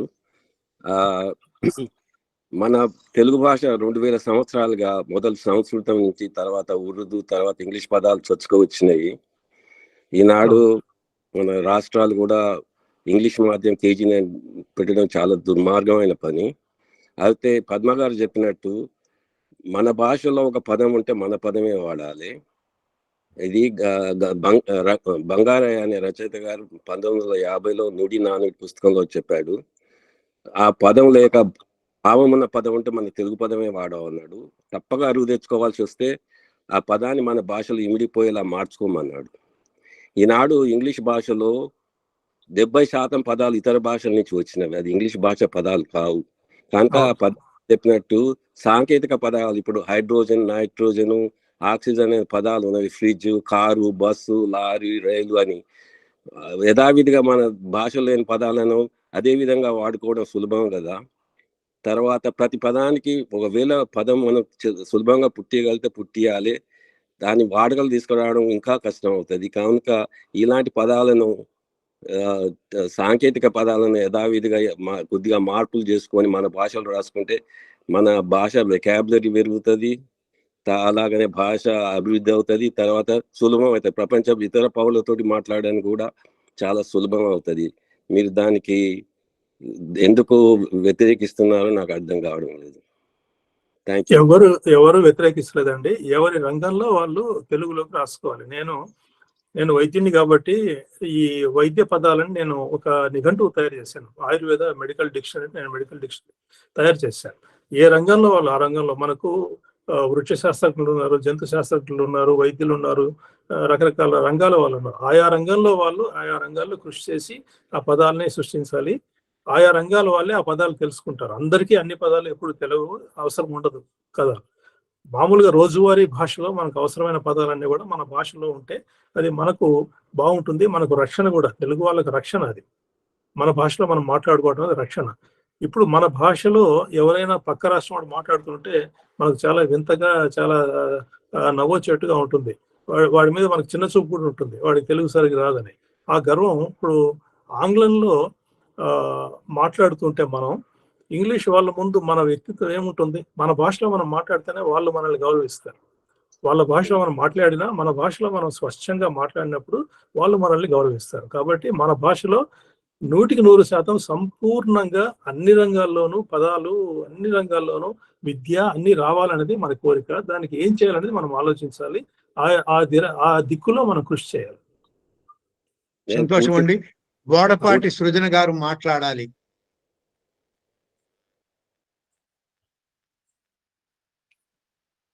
ప్రేమ్ రాళ్లబండి గారు మాట్లాడాలి. చాలా ధన్యవాదాలండి. చాలా చక్కగా అన్ని కొత్త విషయాలు చెప్పారు. ఇక్కడ మీరు ఇప్పుడే చెప్పిన విషయం గురించి నాకు చాలా నచ్చింది మీరు చెప్పింది. ఇప్పుడు మనం కొత్త మాటలు నేర్చుకొని, కొత్త మాటలు కల్పించుకొని దానిలో మాట్లాడకపోతే కనుక దాని అస్తిత్వమే ఉండదు తెలుగు వాళ్ళ అన్నది. అందుకని ఆ విషయంలో చెయ్యాలి. తర్వాత ఏంటంటే భాష బాగుపడటం అదంతా కాకపోయినా ముందు మన మెదడు బాగుపడుతుంది. ఎందుకంటే తెలుగులో మాట్లాడేటప్పుడు కేవలం తెలుగు పదాలే వాడతాను అన్న వ్రతం ఎవరికైతే ఉంటుందో వాళ్ళు గబగబా 2 భాషల నుంచి అటు నుంచి ఇటు, ఇటు నుంచి అటు దూకగలిగే సామర్థ్యం సంపాదిస్తారు. కాబట్టి మనం మెదడే చక్కగా దాని వ్యాయామం జరిగి చాలా దీర్ఘకాలం మన ఆరోగ్యం ఉంటుందని నాకు అనిపిస్తుంది. కానీ మీరు చాలా చక్కగా చెప్పారని చాలా సంతోషం. దుర్గా వడ్లమాని గారు మాట్లాడాలి. అమ్మ ఒక్క నిమిషమే. ఒకే ఒక సెకండ్ అంటుంది సార్. ఇందాక మీరు చెప్పిన దానికి నేను ఒక పాయింట్ ఏకీభవిస్తున్నాను సార్. 9 సంవత్సరాల లోపు వాళ్ళ మాతృభాష ఏదైతే ఉంటుందో అది వాళ్ళు వేరే భాషలోకి వచ్చి మర్చిపోతారు అన్నది మా ఇంట్లోనే జరిగిందండి. మా చెల్లెలు ఒక అమ్మాయిని పెంచుకుంది. వాళ్ళు ఒక పాపని ఒకళ్ళు కానీ రెండో వాళ్ళని అందరూ పెంచుకున్నారు అనమాట. ఆ అమ్మాయి హిందీ అమ్మాయి. ఇప్పుడు ఆ పిల్లకి అసలు హిందీ తెలియదు సార్. 4 ఏళ్ళప్పుడు పెంచుకున్నారు. ఆ అమ్మాయికి ఇప్పుడు హిందీ రాదు. మీరు అన్నది చాలా 100%. 10 ఏళ్ల లోపు స్థానం మారితే పూర్తి భాష కూడా పోతుంది, మర్చిపోయింది సార్. ఇప్పుడు కానీ తమిళ, తెలుగు, ఇంగ్లీషు 3 భాషలు మాట్లాడుతున్నాం. హిందీ మర్చిపోయింది. అంతే, అదొక్కటే చెప్పదలుచుకున్నాను. అంతే సార్. అమ్మ సంతోషం. ఒకరెవరో చాట్ లో రాశారు రంగనాయకులు గారి సంఖ్య కావాలని. ఇస్తామమ్మా, దాని గురించి కాదుగా. పోతే వెంకట్ తెలుగు. నమస్కారం అండి వెంకట్ గారు. సార్ నమస్కారం. ఇంతమంది ప్రతిస్పందించారు అంటే మీరు సఫలీకృతులయ్యారు మీ ప్రసంగంతో. ఒకే మాట, మనం ఏ వృత్తిలో ఉన్నా మన భాషను మనం అందులో అంటే ఇనువడింప చేయాలి అంటే మనకు నిశ్చయం, మనం ఆ వ్రతం తీసుకుంటే చాలు, మన భాష ముందుకెళ్ళినట్లే. మనం ఎక్కడ వెళ్ళి ఏం చేయనవసరం లేదు. మనకు మనంగా అంటే కృతనిశ్చయులై మనం తెలుగు మనకి ఎన్ని భాషలు వచ్చినా పర్వాలేదు. ఇప్పుడు నాకు 4-5, కానీ నేను ఎక్కడ వెళ్ళినా తెలుగే మాట్లాడతాను, లేకపోతే ఇంగ్లీష్. అంటే ఈ గొప్ప కోసం చెప్పటం లేదు, మన భాష మీద మనకు ప్రేమ ఉంటే మీరు అన్నవన్నీ సాధ్యమే. అభినందనలు సార్, చాలా బాగుంది. చాలా మందిని కదిలించారు, మీ కృషి అమోఘం సార్. చాలా పుస్తకాలు రాశారు తెలుగు గురించి. సరే అవి ఇప్పుడు చెప్పకపోవటం కాదు, కానీ చాలా మంచి ప్రసంగం సార్, చాలా మందిని కదిలించారు. అభినందనలు అయ్య గారు. సంతోషం అండి, సంతోషం వెంకట్ గారు. అలాగే ఒక చిన్న ప్రకటన, నేను రాసిన విశ్వ భాష తెలుగు వినురవేమ అనే ఒక పుస్తకాన్ని సభ్యులు ఎవరైనా కావాలంటే నాకు వాళ్ళ సంఖ్యను కానీ చిరునామాను కానీ పంపిస్తే నేను పంపించగలను. దాని మీద 100 రూపాయల ధర ఉన్నా ఏం పర్వాలా, మీరు పోస్టల్ ఖర్చులు ఇచ్చినా చాలు, ఒక 50 రూపాయల లోపు ఇచ్చినా సరిపోతుంది. ఆ పుస్తకాన్ని పంపించగలను ఎవరికి కావాలన్నా కూడా. లేదా దాన్ని పుస్తకం రూపంలో కాకుండా మీకు అంతర్జాలంలో కావాలన్నా కూడా దాన్ని ఉచితంగా పంపించే ఏర్పాటు నేను చేస్తానండి. సంతోషం అండి. బోడపాటి సృజన గారు మాట్లాడతారు. మీరు చెప్పిన మాటలు చాలా బాగా నచ్చినాయండి నెనరులు మీకు. ఒక ప్రశ్న అడగాలనుకున్నాను, ఇంకో అభిప్రాయం చెప్పాలనుకున్నాను. ఇక్కడ చాలా మంది అంటే ఇంగ్లీష్ పదాలు కానీ వేరే పదాలు కానీ వెసులుబాటుగా ఉంటుంది కదా, వెంటనే కష్టపడకుండా వాడితే నష్టం ఏముంది అని అంటున్నారు. నాకేమనిపిస్తుంది అంటే మనము 100% తెలుగు కోసం కృషి చేస్తే 80% వస్తాయి. ముందలే మనం చేతులు పెట్టేస్తే ఇంకా కొన్ని సంవత్సరాల తర్వాత తెలుగు మిగలదు. ఇప్పటికే నేను పుస్తకాలు చదివేస్తే డుమ్ములు కాకి కూలు తప్పితే మిగిలినంత సంస్కృతమే ఉంటాయి. అదే పని ఇంగ్లీష్ తో కూడా అయిపోతుంది. రంగనాయకులు గారు అన్నట్టు ఆత్మగౌరవం అనేది చాలా ఇంపార్టెంట్. నేను ఢిల్లీ వెళ్ళినప్పుడు కానీ అమెరికా వెళ్ళినప్పుడు కానీ అక్కడ చూసాను, వేరే వాళ్ళ భాషలో మనం ఎంత గొప్పగా నేర్చుకుని మాట్లాడినంత మన భాష కాదు, న్యూనతాభావం వచ్చేస్తుంది. అంటే వాళ్ళ కోసం కష్టపడి మనం నేర్చుకున్నాం కానీ వాళ్ళు మన కోసం మన భాష నేర్చుకోరు. మన భాషను మనం సరిగా నేర్చుకోవాలని నా ఉద్దేశం. రెండో ప్రశ్న ఏంటంటే అంటే ఇది సైన్స్ కి సంబంధించిన ప్రశ్న. సార్ చెప్పిన వాటిలో ఎడమ చేతి వాటం ఉన్న వాళ్ళు, కుడి చేతి వాటం ఉన్న వాళ్ళు వాళ్ళ భాష ప్రాసెస్ చేసుకునే విధానం బ్రోకా ప్రాంతంలో మీరు అన్నారు కదా, వాటిలో ఏమైనా మార్పులు ఉంటాయా? ప్రస్తుతానికి మా పాప ఎడమ చేతి వాటం, పొడి చేతి వాటం పాప, తెలుగు నేర్పించాలని బాగా కష్టపడుతున్నాను. మొన్న ఈ మధ్య ఢిల్లీ నుంచి వచ్చాను. సో దానికి సంబంధించి ఏమైనా తెలుసుకోవాలని కోరుకుంటున్నాను. అది ఎడమ చేతి వాటమైనా కుడి చేతి వాటమైనా భాషా పటిమ ప్రజ్ఞ సమానంగానే వృద్ధి చెందుతాయి. సాధారణంగా ప్రపంచంలో 92 నుంచి 95% మంది కుడి చేతి వాటం వాళ్ళు ఉంటారు. కాబట్టి వీళ్ళందరిలో మెదడులో ఎడమ వైపు ఉన్న బ్రోకా ప్రాంతం చాలా భాష ఉత్పత్తిలో పాల్గొంటూ ఉంటుంది. కానీ ఈ ఎడమ చేతి వాటం ఉన్న వాళ్ళలో కూడా ఈ ఎడమ వైపు ఉన్న బ్రోకా ప్రాంతమే పనిచేస్తోందని ఒక పరిశోధన పత్రం ఇటీవలే చదివాను నేను. కుడివైపు ఉన్న బ్రోకా ప్రాంతం పెద్దగా నిత్య జీవనంలో భాష ఉత్పత్తికి ఉపయోగపడదు. అది వేరే రకంగా, అంటే మనం బహుశా కవిత్వం రాసేటప్పుడు లేదా చాలా నిగూఢమైన అంశాలు, దార్శనిక అంశాలు, లేదా కవితాత్మకమైన అంశాలు, లేదా అలంకార శాస్త్రంలో సంబంధించిన అంశాలు మనము సృష్టించేటప్పుడు ఉపయోగపడతాయని శాస్త్రజ్ఞులు చెప్తున్నారు కుడివైపు ఉన్న మెదడు నుంచి. సంతోషం అండి. ఇప్పుడు నేను కోరాను, దయచేసి మీరు చార్ట్ చూడండి, మీ పేరు సంఖ్యలను రాయండి.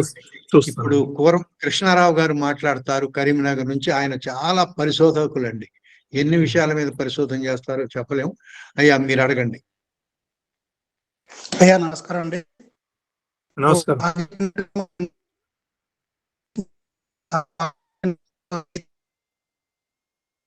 అయ్యా సరిగా వినపడటం లేదు, మరి నాకే వినపట్టలేదా, అందరికి అదేనా తెలియదు? నాకు కూడా వినిపించింది. అందరికీ మాకు కూడా వినిపించింది. కృష్ణారావు గారు సరిగా వినపడటం లేదండి. కృష్ణారావు గారు తంత్రీనాదం వినపడుతుంది. హలో, ఇప్పుడు వినొస్తుందండి? ఇప్పుడు వినొస్తుంది? కొంచెం నయం కానివ్వండి.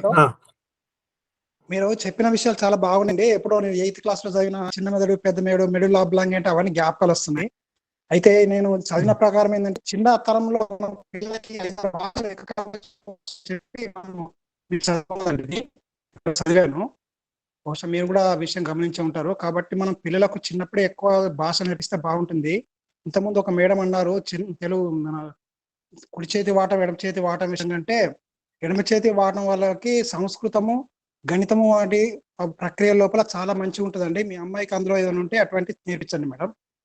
అది ఈ కాలం పిల్లలకి యూట్యూబ్ చూడటం తగ్గించి పుస్తకాలు చదవడం నేర్పిస్తే భాష అదే పెరుగుతుందండి. మనం 18 సంవత్సరాల లోపల వరకే మన మెదడు పెరుగుతుందండి. తర్వాత మెదడు పెరుగుదల ఆగిపోతుంది. కాకపోతే దాన్ని నిర్వచించే శక్తి మాత్రమే మెదడుకు పెరుగుతుంది. తర్వాత 18 సంవత్సరాల తర్వాత మనం కొత్త విషయం నేర్చుకోలేం. అది నిజం కాదు. 60-70 సంవత్సరాల వయసులో కూడా మెదడు పెరుగుతూనే ఉంటుంది. అంటే కాకపోతే మళ్ళీ వయసు వల్ల కొంత లేదు మెదడు పెరుగుతూనే ఉంటుంది. ప్రతిరోజు అసలు ఉంటుంది కొత్త సార్. నాడీ కణాలు, మనం కొత్త విద్య నేర్చుకుంటాం. ఉదాహరణకు 50 సంవత్సరాల తర్వాత కొత్త భాష నేర్చుకుంటాం. అప్పుడు కొత్త నాడీ లంకెలన్నీ పుట్టాలి మెదడులో, లేకపోతే మనకు సాధ్యం కాదు అది. అంటే మన చిన్నప్పుడు పుట్టినటువంటి ఏంటంటే అవి ఉన్నటువంటి చనిపోతే తర్వాత వచ్చేది 40-50 రోజుల కన్నా ఎక్కువ ఉండే కదండి కొత్త పుట్టిన కణాలు. కాదు అన్ని కణాలతో పోల్చలేం. నాడీ కణం ఒకసారి పుడితే అది 50 ఏళ్ళు 40 ఏళ్ళు కూడా బతుకుతాయి. మిగతావి మన పేగుల్లోనూ కండరాల్లోనూ ఉండే కణాలు పోతాయి త్వరగా. నాడీ కణాలు అంత త్వరగా చనిపో. తెలుగు రాష్ట్రాల్లో ఏకవీరుడుగా పోరాడుతున్నాడు కళల కోసం, తెలుగు కళల కోసం. కోర్మారావు గారు మీకు ప్రశ్న వేస్తారండి. శ్రీకాకుళం. అయ్యా నమస్తే. మీరు చెప్పిన విషయాలన్నీ వాస్తవం అండి. ఆంగ్ల మాధ్యమంలో చదివినటువంటి పిల్లలు పూర్తిగా జంతువుల పేర్లు కానీ, రంగుల పేర్లు కానీ, సంఖ్యల పేర్లు కానీ పలకలేని స్థితిలో ఉన్నారు. ఎందుకంటే బస్సులో మనం ప్రయాణం చేసినప్పుడు వాళ్ళంతా కూడా మంకీ వచ్చింది అంటున్నారు, బటర్ఫ్లై వచ్చింది అంటున్నారు, అది చాలా రెడ్ కలర్ గా ఉందంటున్నారు తప్పించి తెలుగు ఎట్టి పరిస్థితుల్లో రాదండి. వాళ్ళు ఇంకా భవిష్యత్తులో చాలా ప్రమాదకరం. 1. 2, మాతృభాషలో మనం బాగా రాణించగలిగితే అన్ని భాషల్లో రాణించగలుగుతారన్న దానికి ముఖ్య ఉదాహరణ శ్రీకాకుళం జిల్లాకు చెందినటువంటి రోనంకి అప్పలస్వామి గారు అండి. ఆయన మాతృభాషలో చదువుకుని ఇంగ్లీషు, తర్వాత ఆయన ఏ దేశం వెళ్ళలేదు. అప్పటికింత టెక్నాలజీ కూడా అభివృద్ధి చెందినటువంటి రోజుల్లో సుమారు 14 భాషల్లో ప్రావీణ్యం. ఆయన ఫ్రెంచ్ మాట్లాడుతున్నప్పుడు ఫ్రెంచ్ వారు కూడా ఆశ్చర్యపోయారు, మీరు మా దేశం రాలేదు, మీరు యాక్సెంట్ కూడా ఎలా మాట్లాడగలిగారు. అది కేవలము మాతృభాష ద్వారానే సాధ్యమైందండి. అది వాస్తవమే. మాతృభాష బాగా నేర్పగలిగితేనే మనకిచ్చే. తర్వాత ఇటీవల మేము ఒక ఒడిస్సా మాజీ ముఖ్యమంత్రి తీసుకొచ్చామండి, గిరిధర్ గొమంగో. ఆయన ఒరియాలో మాట్లాడతాడు, ఇంగ్లీష్ లో మాట్లాడతారని చెప్పి ఆశ్చర్యపడితే ఆయన పూర్తిగా స్పష్టంగా అయినటువంటి భాషలో తెలుగులో మాట్లాడగలుగుతున్నారు. దానికి కారణం ఆయన మన తెలుగు ప్రాంతమైనటువంటి గిడుగు రామ్మూర్తి గారు పనిచేసినటువంటి పర్లాకిముడిలో ఆయన చదువుకోవడం వల్ల ఆ తెలుగు ప్రభావంతో ఆయన స్పష్టంగా తెలుగు మాట్లాడగలుగుతున్నారు.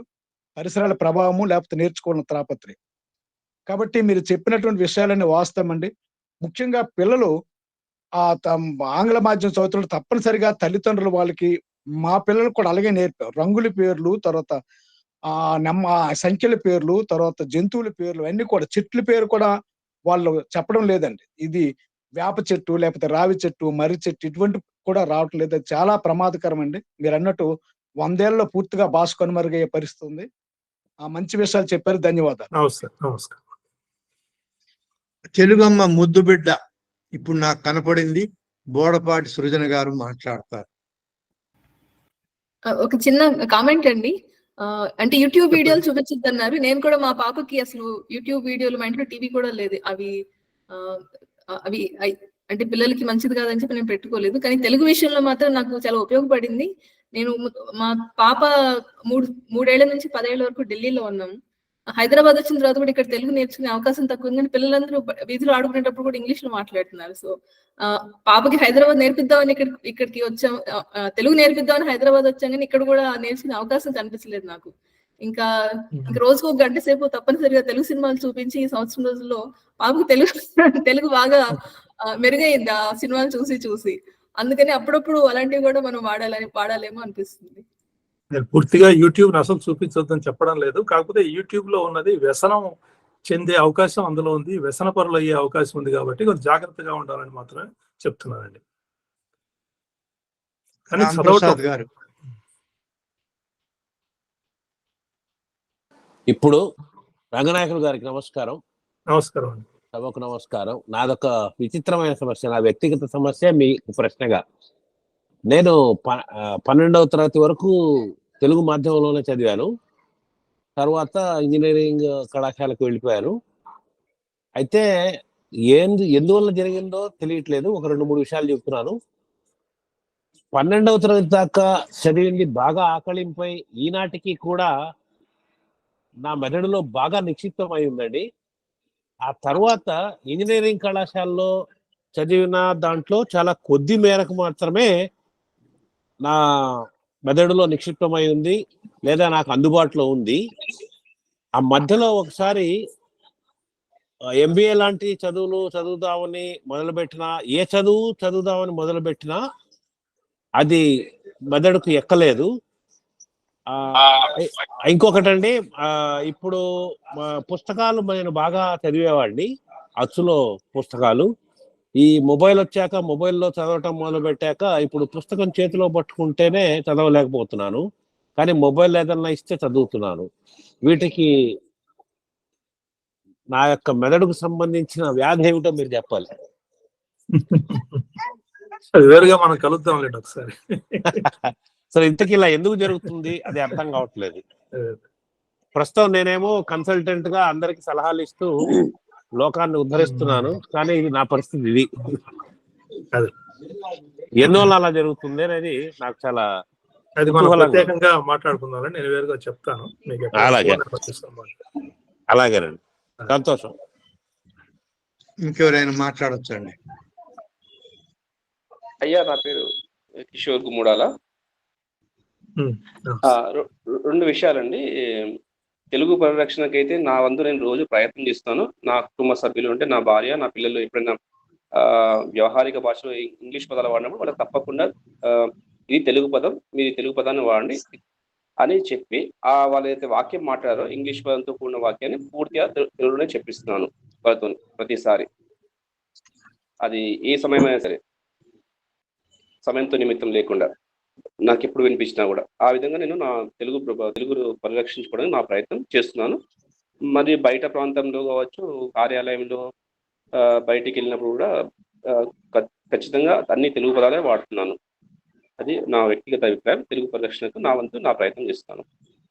రెండోది, మీరు ఒక మంచి విషయం చెప్పారు, తెలుగు మాతృభాషలో మాట్లాడడం వల్ల ఆరోగ్యం కూడా చాలా బాగుంటుందని చెప్పారు. ఆ విషయాన్ని నేను మన కూటమి వలగూడలో కూడా పెట్టాను.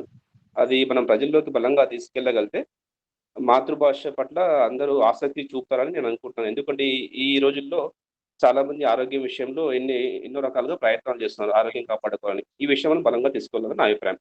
మూడో విషయము, మనము ఎలాగో ఇప్పుడు జాతీయ విద్యా విధానం ప్రకారము సిబిఎస్ఈ గుర్తింపు ఉన్న పాఠశాల వచ్చే విద్యా సంవత్సరం నుంచి మాతృభాషలో కూడా బోధించాలి, వాటికి సంబంధించిన అధ్యాపకులను పెట్టాలి, వాటికి సంబంధించిన అన్ని చేయాలని ఒక కేంద్ర ప్రభుత్వం ఒకటి అన్ని పాఠశాలకి, సిబిఎస్ఈ గుర్తింపు ఉన్న పాఠశాలకి ఉత్తర్వులు జారీ చేస్తుందని నేను విన్నాను. అయితే మరి ఎంతవరకు అది వాళ్ళు సిబిఎస్ఈ పాఠశాలలు దాన్ని ఆచరణలోకి తీసుకొస్తాయనేది ప్రశ్నార్థకం. ఈ విషయం ఈ సందర్భంగా మనం ఏదైనా ఒక సిబిఎస్ఈ గుర్తింపున్న పాఠశాలను స్థాపించి మన కూటమి వాళ్ళు తెలుగును మంచిగా మన పాఠశాల ద్వారా తీసుకెళ్ళగలుగుతామా అనేది నా ప్రశ్న. చేయొచ్చండి. అంటే ప్రభుత్వేతర రంగాల్లో పాఠశాలలు, కళాశాలలు నిర్వహించే వాళ్ళతో సంభాషించి వాళ్ళని ఒప్పించి బయట ప్రభుత్వానికి బయట, ఎందుకంటే ప్రభుత్వం అంతా కూడా ఆంగ్ల మాధ్యమాన్ని ప్రోత్సహిస్తుంది కాబట్టి మనం ఈ ప్రభుత్వేతర పాఠశాలల్లో మనం ఆ పని చేయడానికి ఎప్పటికీ అవకాశం ఉంటుంది. ఎందుకంటే అది చదవటానికి కూడా అలాంటి తెలుగు మాధ్యమంలో చదువుకోవాలని అనే వాళ్ళు కూడా చాలా మంది ఉన్నారు. వాళ్ళని ఆ సంధానపరిచే పని మనం చేయొచ్చు. అది చాలా మంచి ఆలోచన, అది చేయగలిగిన పని కూడా ఇది. రెహమానుద్దీన్ గారు మాట్లాడాలి. మేము బతికేదే రెహమానుద్దీన్ గారు లాంటి ఒకళ్ళిద్దరి మీద, వారు మాట్లాడాలి. సార్ నమస్కారం. ఇందాకటి ప్రశ్నకి జవాబు ఏంటంటే, జవహర్ నవోదయ విద్యాలయాల్లో ప్రభుత్వ పాఠశాలల్లోనే రెసిడెన్షియల్ ఉంటాయి, జిల్లాకు ఒకటి, కేంద్ర ప్రభుత్వం, అందులో తెలుగు మాధ్యమంలోనే సిబిఎస్ఈ ఉంటుంది. అది కాకపోతే ఏంటంటే సోషల్ సైన్సెస్ ఇంకా సైన్సెస్, మ్యాథమెటిక్స్ ఈ మూడింటిని మాతృభాషలో చదవాలా లేదా ఇంగ్లీష్ లో చదవాలా అనేది ఒక ఆప్షన్ గా ఉంటుంది, ఎంపికగా ఉంటుంది. విద్యార్థులు అప్రమేయంగా అది ఇంగ్లీష్ కే ఎంపిక చేసుకుంటున్నారు, కానీ తెలుగు ఒక సబ్జెక్ట్ గా అయితే 6వ తరగతి నుంచి 12వ తరగతి వరకు జేఎన్విలో ఉంది ఇప్పటికీ. క్షమించాలి, మధ్యలో వస్తున్నట్టు కాకుండా రెహమానుద్దీన్ గారు చెప్పారు కదా జవహర్ నవోదయ విద్యాలయాలని. నేను జవహర్ నవోదయ విద్యాలయాన్ని చదివాను. మళ్ళీ మా వరకు వచ్చినంత వరకు అయితే మమ్మల్ని ఎప్పుడు కూడా మీకు అంటే ఒక మాధ్యమాన్ని ఎంచుకోండి అని అడగలేదు అనమాట. 6వ తరగతి నుంచి 12వ తరగతి వరకు మాకు మామూలుగా ఆంగ్లంలోనే అయిపోయింది మళ్ళీ. మళ్ళీ ఇది కొత్తగా వచ్చిన ఉత్తర్వు ఇప్పుడు మళ్ళీ ఈ మధ్య కొత్తగా ఏమైనా వచ్చిన మార్పులు వచ్చినాయా ఆ, తెలియదు. మార్గదర్శకాల వల్ల అడుగుతున్నారు మాధ్యమం గురించి కూడా. ఆహా, అలాగా అలాగా. మంచి మంచి ఇక్కడ ఒక పరిణామం విషయం చూడాలి. చెప్పాలండి.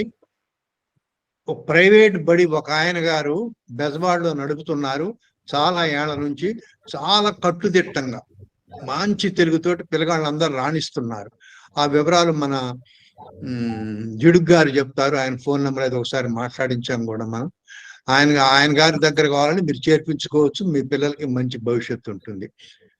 ఇకపోతే నూతన జాతీయ విద్యా విధానంలో కూడా 5వ తరగతి వరకు అన్ని బళ్ళల్లో, ప్రభుత్వ ప్రైవేటు బళ్ళల్లో కూడా తెలుగులోనే చెప్పించాలి అని అంటున్నారు. అందుకని ఇప్పుడు ఇక్కడ తెలంగాణ రాష్ట్రమే తీసుకుంటే ఎక్కడైనా తెలుగును ఒక విషయంగా కూడా చెప్పని బడుల మీద మీరు ఆ వివరాలు చెప్తే ఎవరికి చెప్పాలో కూడా మనం వలగూట్లో పెట్టాము. ఆమె గారి పేరు, ఫోన్ నంబరు, మెయిల్ ఐడి కూడా పెట్టాము. ఆమె గారికి మీరు తెలియజేస్తే ఆ బడి యొక్క గుర్తింపుని కూడా రద్దు చేస్తుంది వాళ్ళు మారకపోతే. అందుకని ఇప్పటికి కూడా హైదరాబాద్ లో అసలు తెలుగు ఒక విషయంగా చెప్పని బళ్ళు కూడా చాలా ఉన్నాయి. దానికోసం మన వాళ్ళు కదలాలి. అట్లా చేసిన వాళ్ళకు కూడా మనం సన్మానము 5,000 నగదు ఇస్తామని ప్రకటించాం. కొంచెం జనం ఎక్కువ మందిని కదిలించండి, ఉద్యమం వైపు కదిలించండి. ఇంకొంతమంది వాళ్ళ ఫోన్ నంబర్ రాయాలి, దయచేసి రాయండి. ఇంకా వేరే వాళ్ళు ఎవరైనా అడగాలండి. పొలం రామయ్య గారు, నేను ఒక చిన్న క్విక్ ప్రశ్న అపీలు. తెలుగు అది ఫేస్బుక్ లో తెలుగు కూటమి అనే ఒక గ్రూప్ ఉంది. ఇప్పుడు అక్కడ 440 మంది సభ్యులు ఉన్నారు. అక్కడ ఒక 40,000 మంది సభ్యులు జాయిన్ అయ్యింటే మనకు కొంచెం కొన్ని ఫేస్బుక్ గ్రూప్లలో లక్షణ అంబేద్కరిజం అనే గ్రూప్ ఉంది, మంది ఉన్నారు. కనుక ఎవరికైనా ఫేస్బుక్ అకౌంట్ ఉంటే మీరు మీ మిత్రులు జాయిన్ అయ్యే మీ అభిప్రాయాన్ని అక్కడ షేర్ చేసుకోమని పంచుకోమని కోరుతాం. తెలుగు చాలా మంచి మాట చెప్పారండి. దాని వివరాలు కొంచెం ఇక్కడ చాట్ లో రాయండి, మనోళ్ళు రాసుకొని దాంట్లోకి వస్తారు. ఏం పేరు ఉంది, ఎలా చేరాలి, కొత్త వాళ్ళు చెప్పండి. మంచి మాట చెప్పారు. క్షమించండి, ఒక విషయం సార్. తల్లిదండ్రులకు కానీ ఉపాధ్యాయులకు కానీ సమాజం మొత్తం కూడా ఎక్కువ శాతం ఆంగ్ల మాధ్యమాన్ని ప్రిఫర్ చేస్తున్నాయి. టైంలో మాతృభాషలో బోధన ఉండడమే చాలా ప్రభావవంతం అనే విషయాన్ని ఏ విధంగా సమాజంలోకి తీసుకెళ్ళగలము అనేది ఒక $1 మిలియన్ క్వశ్చన్ లాగా ఉంది సార్. తర్వాత ఆప్షన్ ఎంచుకోండి, తెలుగు మీడియం కూడా ఉంటుంది అక్కడ, ఇంగ్లీష్ మీడియం కూడా ఉంటుంది. మీరు ఎంచుకోండి అన్నప్పుడు ఎక్కువ మంది ఇంగ్లీష్ మీడియంని ఎంచుకుంటున్నారు. తెలుగు మీడియంలో చేరేవారే లేనప్పుడు సింగిల్ డిజిట్లో ఏదో ఉండి లేనట్టుగా ఉంటే వాళ్ళని కూడా ఈ వైపు డైవర్ట్ చేసి ఇంగ్లీష్ మీడియాన్ని కొనసాగిస్తున్నారు. ఇట్లా ఉంది పరిస్థితి సార్. తర్వాత మనం కొత్త పదాలు సృష్టి అవసరము. పారిభాషిక పదాలకు కానీ ఇంగ్లీష్ పదాలకు మన తెలుగులో మనదైన తెలుగులో పదాలు అని అనుకుంటున్నాం. కానీ ఎన్నో అందమైన పదాలు, ఎన్నో అర్థవంతమైన పదాలు మన తెలుగులో ఎన్ని ఉన్నప్పటికీ కూడా వాడుక భాష లోపల చాలా తక్కువ, చాలా పేలవమైన తెలుగు మాట్లాడుతున్నాం. ఇంకా అంత బరువైన అర్థవంతమైన ఆ తెలుగు పదాలు కవులు కావ్య భాషలోనే కనిపిస్తున్నాయి. మన దగ్గర ఉన్న పదాలే కానీ వాడుకలో లేవు. ఇది ఇలా ఉంది పరిస్థితి. వీటిని కొంచెం చెప్పగలరు? ఈ విషయం నేను సమాధానం చెప్తానండి. ఇప్పుడు రంగనాయకులు వినబడుతుందండి?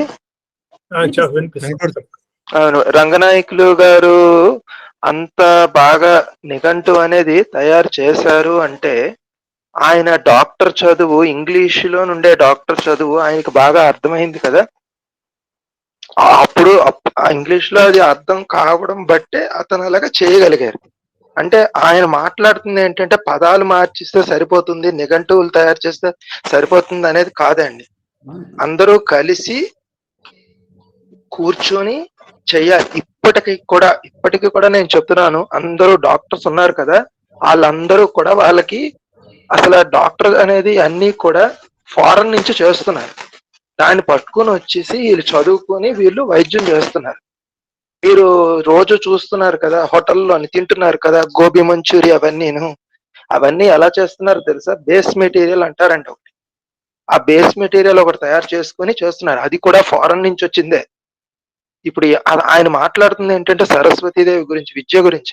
ఎవ్వరు విద్య అనేది నేర్చుకోకుండా ప్రతిసారి ఫారెన్ వాళ్ళు అన్ని చేసుకోవడం వల్ల మనందరం చెత్తగా తయారవుతున్నాము అని అతను చెప్తున్నారు అన్నమాట. అందుకే ఏంటంటే ఇప్పటికైనాను అందరూ కూడా తెలుగు అనేది నేర్చుకోవాలి అని నేను ఎందుకు అంటున్నారంటే, తెలుగు అంటే కూర్చుని పట్టుకుని ఓ వ్యాకరణాలు ఇంకా పద్యాలు అవన్నీ చదవడం కాదండి. కూర్చొని డాక్టర్ చదువులో వాళ్ళు అమెరికాలో ప్రచురణ చేస్తే దాన్ని తీసుకుని వచ్చి వీళ్ళందరూ కూర్చొని దాన్ని చదివి దాన్ని తెలుగులోకి మార్చినప్పుడు దాని అర్థం ఏంటో తెలుస్తుంది. మీ అందరికీ కూడా కేజీ అంటే తెలుసు కదా. కేజీ అనేది అందరూ వాడతారు కదా, బజార్లోకి వెళ్ళి కేజీ కూరగాయలు ఇవ్వండి అని. ఎంతమందికి తెలుసండి కేజీ అంటే ఏంటి అనేది? ఎవరికి తెలియదు కేజీ అంటే ఏంటి అని. మీకు ఎవరికైనా తెలుసా? ఈ గ్రూప్ లో అడుగుతున్నాను. అందరూ 10వ తరగతి పాస్ అయ్యారు కదా, ఈ గ్రూప్ లో ఎవరైనా చెప్పండి కేజీ అంటే ఏంటో తెలుసానేమో. కిలో అంటారేమో. కాదండి, కాదండి, కిగ్రా కాదు, అవన్నీ కాదు. ప్లాటినం ఇరిడియం అని ఒక ఎల్లాయ్ అనేది ఉంది. అది ఆ ఫ్రెంచ్ దేశంలోనే ఎక్కడో ఉంది. దాని బరువునే కేజీ అని ప్రపంచం అంతా వాడుతున్నారు. ఇది సరస్వతీదేవి అన్నమాట. ఈ సరస్వతీదేవి ఎవరికి తెలియదు. ఊరికనే కేజీ అని తెలుగులోనని అచ్చ తెలుగులోనని అవి కాదండి, తప్పది. ఇప్పుడు అంటే నాకు తెలిసి అర్థమైంది ఉంటది అది. సరేనండి, ఇక ముగిద్దామా? ఎందుకంటే మన ప్రశ్నలు కూడా విషయానికి సంబంధించి ఉంటే బాగుంటుంది. అదే అండి, అది అర్థమైంది. సారీ, మీరు డిక్షనరీ చేశారు కదండి, అది ఎక్సెల్ ఫైల్లో నాకు పంపిస్తారా? మామూలుగా కొంచెం ఏదైనా ప్రచురణ అయిన తర్వాత. ఇప్పుడు కుదరదులేండి. ఏంటండి? అట్లా పంపడం కుదరదండి. కుదరదండి. ఓకే. అది ఎక్సెల్ ఫైల్ అనేది ఉంటే సాఫ్ట్వేర్ లోని ప్రాసెసింగ్ చేసి యాప్స్ అవన్నీ తయారు చేయొచ్చు అని అది చెప్తున్నాను. ఇప్పుడు డిక్షనరీస్ అందరూ చేస్తున్నారు కానీ ఎవరు కూడా. నేను ఒక్కడి చేసేది కాదు, అది ఒక పెద్ద సమూహం ఉంది, ఒక బృందం తయారు చేస్తుంది. అది చాలా అతిపెద్ద నిఘంటువు. అది ఎప్పుడో వస్తుంది, తర్వాత వస్తుంది. మీకు ఇప్పుడు పంపేది కాదు. రంగనాయకులు గారు, ఇప్పుడు స్పష్టత కావాలి. ఆయన గారు అడిగేది ప్రపంచ కొత్త భాష డిక్షనరీయా లేదా తెలుగు? మీరు నేను ఇప్పటికే తయారు చేసిన ఎస్పెరాంటో నిఘంటువు వేరు. అది ఎప్పుడో 10 ఏళ్ల ముందే దాన్ని ప్రచురించాను. ఎవరికైనా కావాలన్నా కూడా ఎస్పెరాంటో భాష నేర్చుకునే పుస్తకం ఒకటి ఉంది, ఆ నిఘంటువు చేశాను. అట్లాగే ఆయుర్వేదంలో సంస్కృతం, ఇంగ్లీషు, సంస్కృత వైద్య పదాలన్నింటినీ కూడా 5000 సంస్కృత పదాలని ఈ సంస్కృతం నుంచి ఇంగ్లీష్లోకి ఒక నిఘంటువు వచ్చి వేసాము. అది కూడా 10 ఏళ్ల క్రితమే చేశానంటే ఇవన్నీ అందుబాటులో ఉన్నాయి.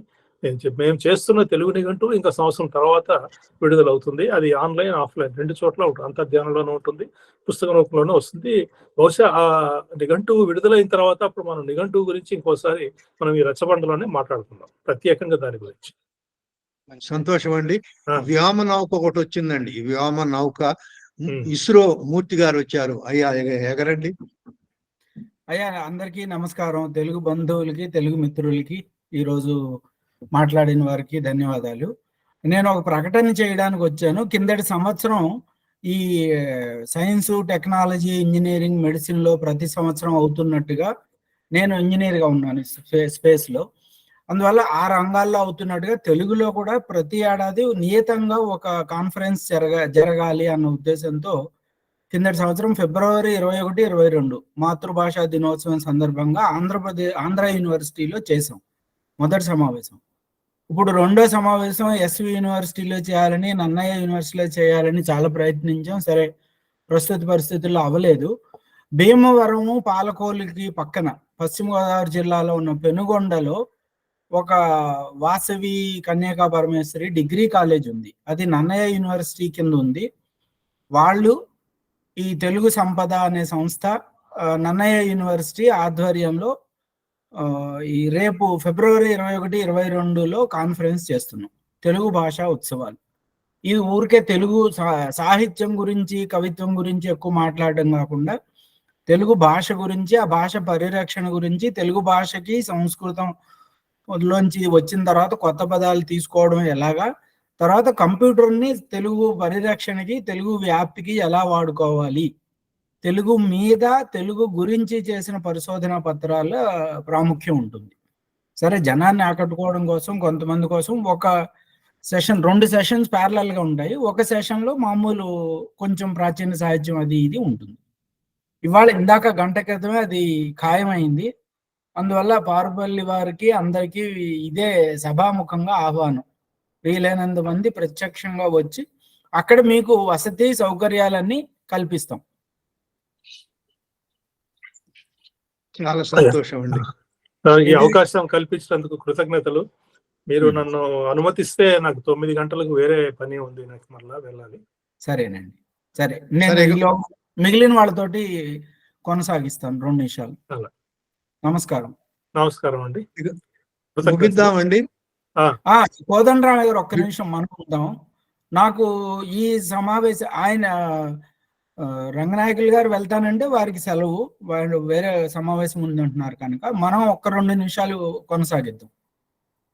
అలాగండి, కృతజ్ఞతలు. అందరికీ నమస్కారం. నమస్కారం. చెప్పండి మూర్తి గారు. ఇదే మన తెలుగు సమావేశాల గురించి ఏం చేయాలి, ఎలా చేయాలి, అందులో పెట్టవలసిన అంశం ఏమైనా ఉంటే చెప్పండి. మీరు చెప్పిన తెలుగు భాషా ఉద్యమం, నేను ఆ దృష్టితోటే తెలుగు భాషా ఉద్యమం గురించే ప్రత్యేకమైన ఫోకస్ గా చేస్తున్నాను. సంతోషం. ఆ కార్యక్రమం పెడితే చాలు, తెలుగు భాష ఉద్యమం అని, అక్కడ వచ్చి మనం మిగిలిన వివరాలు మాట్లాడుకుందాం. ఓకే. 300 రేపు దాని పత్రం విడుదల చేస్తాం.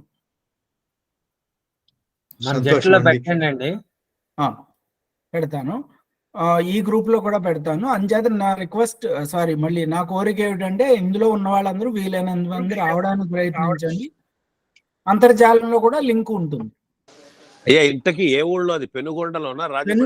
పెనుగొండ భీమవరానికి 16 కిలోమీటర్లు 17 కిలోమీటర్లు పశ్చిమ గోదావరి. పెనుగొండ రైల్వే స్టేషన్ ఉందండి. పెనుగొండలో లేదేమో, పాలకొల్లు ఉంది, భీమవరం ఉంది. 15. అయ్యా ఏమి లేదండి, ఏ చెబుతాను వినండి. నర్సాపూర్ ఎక్స్ప్రెస్ ఎక్కి తణుకు దిగి అక్కడి నుంచి పెనుగొండ చాలా దగ్గర. అదే సరైన దారి. అదే నేను తణుకులో పనిచేసినప్పుడు తెలిసింది. పెనుకొండ కాదు, పెనుగొండ. పెనుకొండ అంటే ప్రకాశము. పెనుగొండ, PNUGOND, పెనుగొండ. అయ్యా ప్రేమ్ గారు ఏదో చెప్తున్నారు. అదే తేదీలు ఎప్పుడండి? తేదీ ఫిబ్రవరి 21, 22. నా ప్రయత్నం ఏంటంటే, ఎందుకంటే నేను దీన్ని వెనకబడి యూనివర్సిటీలు వెనకబడి చేస్తున్నాను. ఫిబ్రవరి 21 మాతృభాషా దినోత్సవం, 22 2 రోజులు కలిపి ప్రతి ఏడాది నియతంగా ఒక 5-6 సంవత్సరాలు 5-6 యూనివర్సిటీల ద్వారా చేస్తే తర్వాత అదే గాడిలో పడుతుందేమో అన్న ఆశ, దురాశ. కృష్ణారావు గారు ఒక్క నిమిషం మాట్లాడాలి. అయ్యా ఒక్క మాట. ఫిబ్రవరి 21, 22 తేదీలలో ఒక మాట గురుగారు, ఒక మాట. చాలా మంది మన తెలుగు భాష ఉత్సవాలు చేస్తారు కాబట్టి మీరు ఒక వారం రోజులు ముందుకు జరిపితే అందరూ వచ్చే అవకాశం ఉంటుందేమో. అంటే ఎవరైనా మాలాంటి వాళ్ళు రావాలంటే మాకు సంస్థలో అనుమతి కావాల్సి ఉంటుంది. అందుకని మీరు ఒక వారం రోజులు ముందుకు జరిపితే చాలా మంది అందులో పాల్గొనే అవకాశం ఉంటుందేమో. ఒక్కసారి ఆలోచించండి. ధన్యవాదాలు. మీ సూచన సరైందే, కానీ ఒక సందర్భంగా ఇవ్వకపోతే అది ఇంకా అటు ఇటు మారిపోతుంది అని ఒక ఇది. పోనీ 22, 23 చేయమంటారా? కొంచెం ముందుకు సార్, తర్వాత కాకుండా ముందుకు జరుపుకుంటేనే ఉత్తమమేమో. చూడండి. సరే మరి మీ ఆలోచన మంచిదండి. ఎందుకంటే సార్ చెప్పినట్టుగా పెడితేనే అక్కడ అనుభవాలకు అనుకూలంగా ఉంటుంది. నేను కూడా వస్తానండి, ఏ డేట్ అయినా వస్తానండి. నమస్కారం. సంతోషం అండి. అమ్మ సుధారాణి గారు, పొరపాటు జరిగింది. ఆయన గారు పోయే ముందే మీరు ఒకసారి ముగింపు వాక్యాలు చెప్తే బాగుండేది. సరే ఏదేమైందిలే, మీరు కొంచెం గుర్తు చేయాలమ్మా, నాకు మధ్యపరుపు వచ్చేసింది. ఇక ముగిద్దామా? ముగిద్దాం. సరే చెప్పమ్మా. సరే అలాగే సార్. కోదండరామ గారు నమస్తే. నమస్కారం కోదండరామ. నమస్తే, చెప్పండి సత్యనారాయణ గారు, చెప్పండి. మన జట్టు సభ్యులు ఎక్కడ బయటికి వెళ్ళినా కానీ తెలుగు భాషోద్యమానికి సంబంధించిన కరపత్రాలు ఖచ్చితంగా దగ్గరుంచుకోవాలి. భాషోద్యమానికి సంబంధించిన తెలుగు పుస్తకాలు కూడా 1-2 దగ్గరుంచుకొని ఎవరైనా పరిచితులు కానీ ఏదన్నా ఒక అధికారి దగ్గరికి వెళ్ళినప్పుడు కానీ ఖచ్చితంగా వాటిని వాళ్ళకి ఇచ్చి మనం చేసే పని గురించి చెప్పాలి. నేను ఒక 47 విద్యా సంస్థల్లో ఇంగ్లీష్ మీడియం పిల్లలకు కూడా తెలుగులోనే భారత రాజ్యాంగం, తర్వాత ప్రథమ చికిత్సల గురించి ఇటీవలనే కార్యక్రమాలు బాగా విపరీతమైనగా చేశాం. రోజుకు 1, 2 కూడా నిర్వహించా. ఇంగ్లీష్లో మీడియంలో చదివే పిల్లలు కూడా తెలుగును బాగా ఆస్వాదించారు. అదే విధంగా అక్కడ యాజమాన్యాలు కూడా తెలుగులో చెప్పడానికి బాగా ఇష్టపడ్డారు. వాళ్ళు మొదలుపెట్టేటప్పుడు ఆంగ్లంలో పిల్లలకి దీని యొక్క అవసరాన్ని గురించి చెప్పినా కానీ తెలుగు చెప్పడానికి బాగా వాళ్ళకి అనుమతించారు. పిల్లలు కూడా బాగా ఇష్టపడ్డారు. ఈ భాషోద్యమానికి సంబంధించి మనం చేసే కార్యక్రమాల్లో ఏమీ పురోగతి కావాలంటే ఏదో ఒక పని చేయాలి. చేయకుండా మనకి ఫలితం అనేది రాదండి. అది నేను చెప్పేది.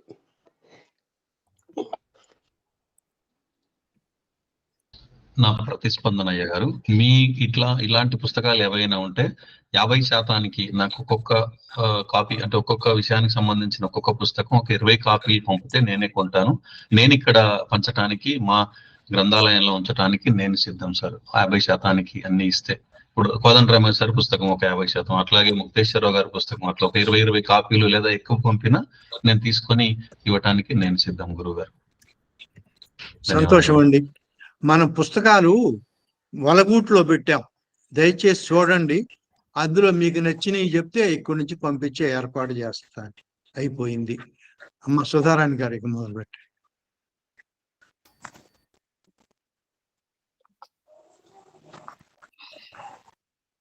అంతర్జాలం ద్వారా వీక్షిస్తున్న వీక్షకులందరికీ వందనాలు. తెలుగు సంఘాల ఉమ్మడి వేదిక సమర్పిస్తున్న రచ్చబండ కార్యక్రమంలో ఈనాడు మనకు ముఖ్య అతిథిగా విచ్చేసినటువంటి రంగనాయకులు గారు ఎన్నో విషయాలు తెలియజేశారు. ముఖ్యంగా మన తెలుగు కూటమి తెలుగును బతికించుకోవడానికి తెలుగు భాష ప్రాధికార సంస్థ ఏర్పాటుతో పాటు ప్రతి కొలువుకు తెలుగులోనే పరీక్ష పెట్టాలని, ప్రతి బడి కళాశాలలో తెలుగును ఒక తప్పనిసరి విషయంగా నేర్పాలని, ఇతర రాష్ట్రాల్లో దేశాల్లో ఉన్న తెలుగు వారికి తెలుగు చదివే వీలు మనం కలిగించాలని, అన్ని రాష్ట్రాల్లోనూ అచ్చ తెలుగు మాటలను సేకరించి బతికించుకోవాలని తెలుగు కూటమి ఏర్పడింది. ప్రతి 2, 4 శనివారాల్లో జరిగే రచ్చబండ కార్యక్రమంలో పాల్గొనండి. మీ తెలుగు అభిమానాన్ని చాటుకొనండి. ఈనాడు ముఖ్య అతిథిగా ఇచ్చేసినటువంటి డాక్టర్ పొతూరి రంగనాయకులు గారికి ముందుగా మనందరి తరపున నమస్కార అభినందనలు తెలియజేస్తున్నాను. ఆయుర్వేద వైద్యులుగా సేవలు అందించి ప్రస్తుతం రామోజీ ఫిల్మ్స్ ఆధ్వర్యంలో తెలుగు మహానిఘంటువు నిర్మాణంలో తలమునుకలుగా అవుతూనే మన కోసం కొంత సమయాన్ని కేటాయించి మెదడులో మాతృభాష ఉనికి అన్న అంశంపై అనేక అంశాలని మనతో పాల్పంచుకున్నారు. వారికి మనందరి తరపున ధన్యవాదాలు తెలియజేస్తున్నాను. మన తలపోతలకు మూలం మెదడు. 500 సంవత్సరాల క్రిందట పరిశోధనలు దీనిపై చేశారు. జర్మనీలో బ్రాట్మన్ శాస్త్రజ్ఞుడు నాడీ కణాలు, నాడీ సంధాన కణాలు 3 లలాట లంబిక, వెనుక పుష్ప లంబిక విభజిస్తారని తెలియజేశారు. భాషకు మాట్లాడడం, వినడం అనేది చాలా ముఖ్యమైనదని చెప్పారు. ఊపిరితిత్తులు, పెదవులు, నాలుకల ద్వారా వాక్యాలను సృష్టించుకుంటాము. సుమారు 100 కండరాలు దీనికి పనిచేస్తాయని తెలియజేశారు. చెవులు స్పర్శ ద్వారా పదాలను మెదడు సంకలనం చేస్తుంది. ఈ అమరికల వలన భాషను వింటాము. మెదడుకు సున్నితమైన భాగాలు దెబ్బతింటే మెదడుకు సంబంధించిన వ్యాధులు వస్తాయని తెలియజేశారు. పుట్టుకతో వచ్చే భాషను తల్లి భాష అంటారని తెలియజేశారు. నేడు మొదటి భాష తల్లి భాషగా మనము ఇప్పుడు అంటున్నాము. గర్భంలో ఉన్న శిశువు 6 నుంచి 9 నెలల మధ్య భాషను వినడం మొదలు పెడుతుంది. అదే విధంగా శబ్దాలను, లయలను గ్రహిస్తారు. బయట ప్రపంచంలోకి వచ్చాక వాటిని గుర్తుపడతారు. మెదడులో పొరల వలన పదాలను గుర్తుపడతారని, వాక్యాలు వినేటప్పుడు గుర్తు పెట్టుకుంటారని తెలియజేశారు. చిన్న వయసులో భాషను అర్థం చేసుకోవడం మొదలు పెడతారు. 2 భాషను గుర్తు పెట్టుకునే శక్తి వస్తుందన్నారు. అయితే మొదటి భాషపై పట్టు సాధించాకనే 2వ భాష నేర్చుకోవడం ఉత్తమం అని, లేకపోతే రెండిటికి చెడ్డ రేవుడవుతారని తెలియజేశారు. 2వ భాష నేర్చుకున్నప్పుడు మొదటి భాష బలహీనపడుతుంది. అందుకు ఉదాహరణ విదేశాల్లో స్థిరపడి అని తెలియజేశారు. మొదటి భాష మర్చిపోవడం మహాపాపం అని తెలియజేశారు. 20-30 సంవత్సరాల్లో 2 భాషల్లో పట్టు సాధించగలమని తెలియజేశారు. జ్ఞాపక శక్తి చాలా ముఖ్యమైనది. కానీ నేటి పిల్లలకు సంఖ్యలు గాని, ఇంట్లో వాడే పదాలు గాని మనం ఆంగ్లంలోనే పరిచయం చేస్తున్నాం. వారికి మాతృభాషలో చదువులో సృజనాత్మక ఎక్కువ కావాలంటే తప్పనిసరిగా మాతృభాషలోనే మనము నేర్పిస్తే మంచిదని తెలియజేశారు. తెలుగు భాషల్లో మాట్లాడడము తనకు ఆత్మగౌరవం అని, తెలుగు భాషలో మాట్లాడితే వ్యక్తిత్వం చేకూరుతుందని తెలియజేశారు. భాషకు ప్రతీకగా భాష నిలుస్తుందని చెప్పారు.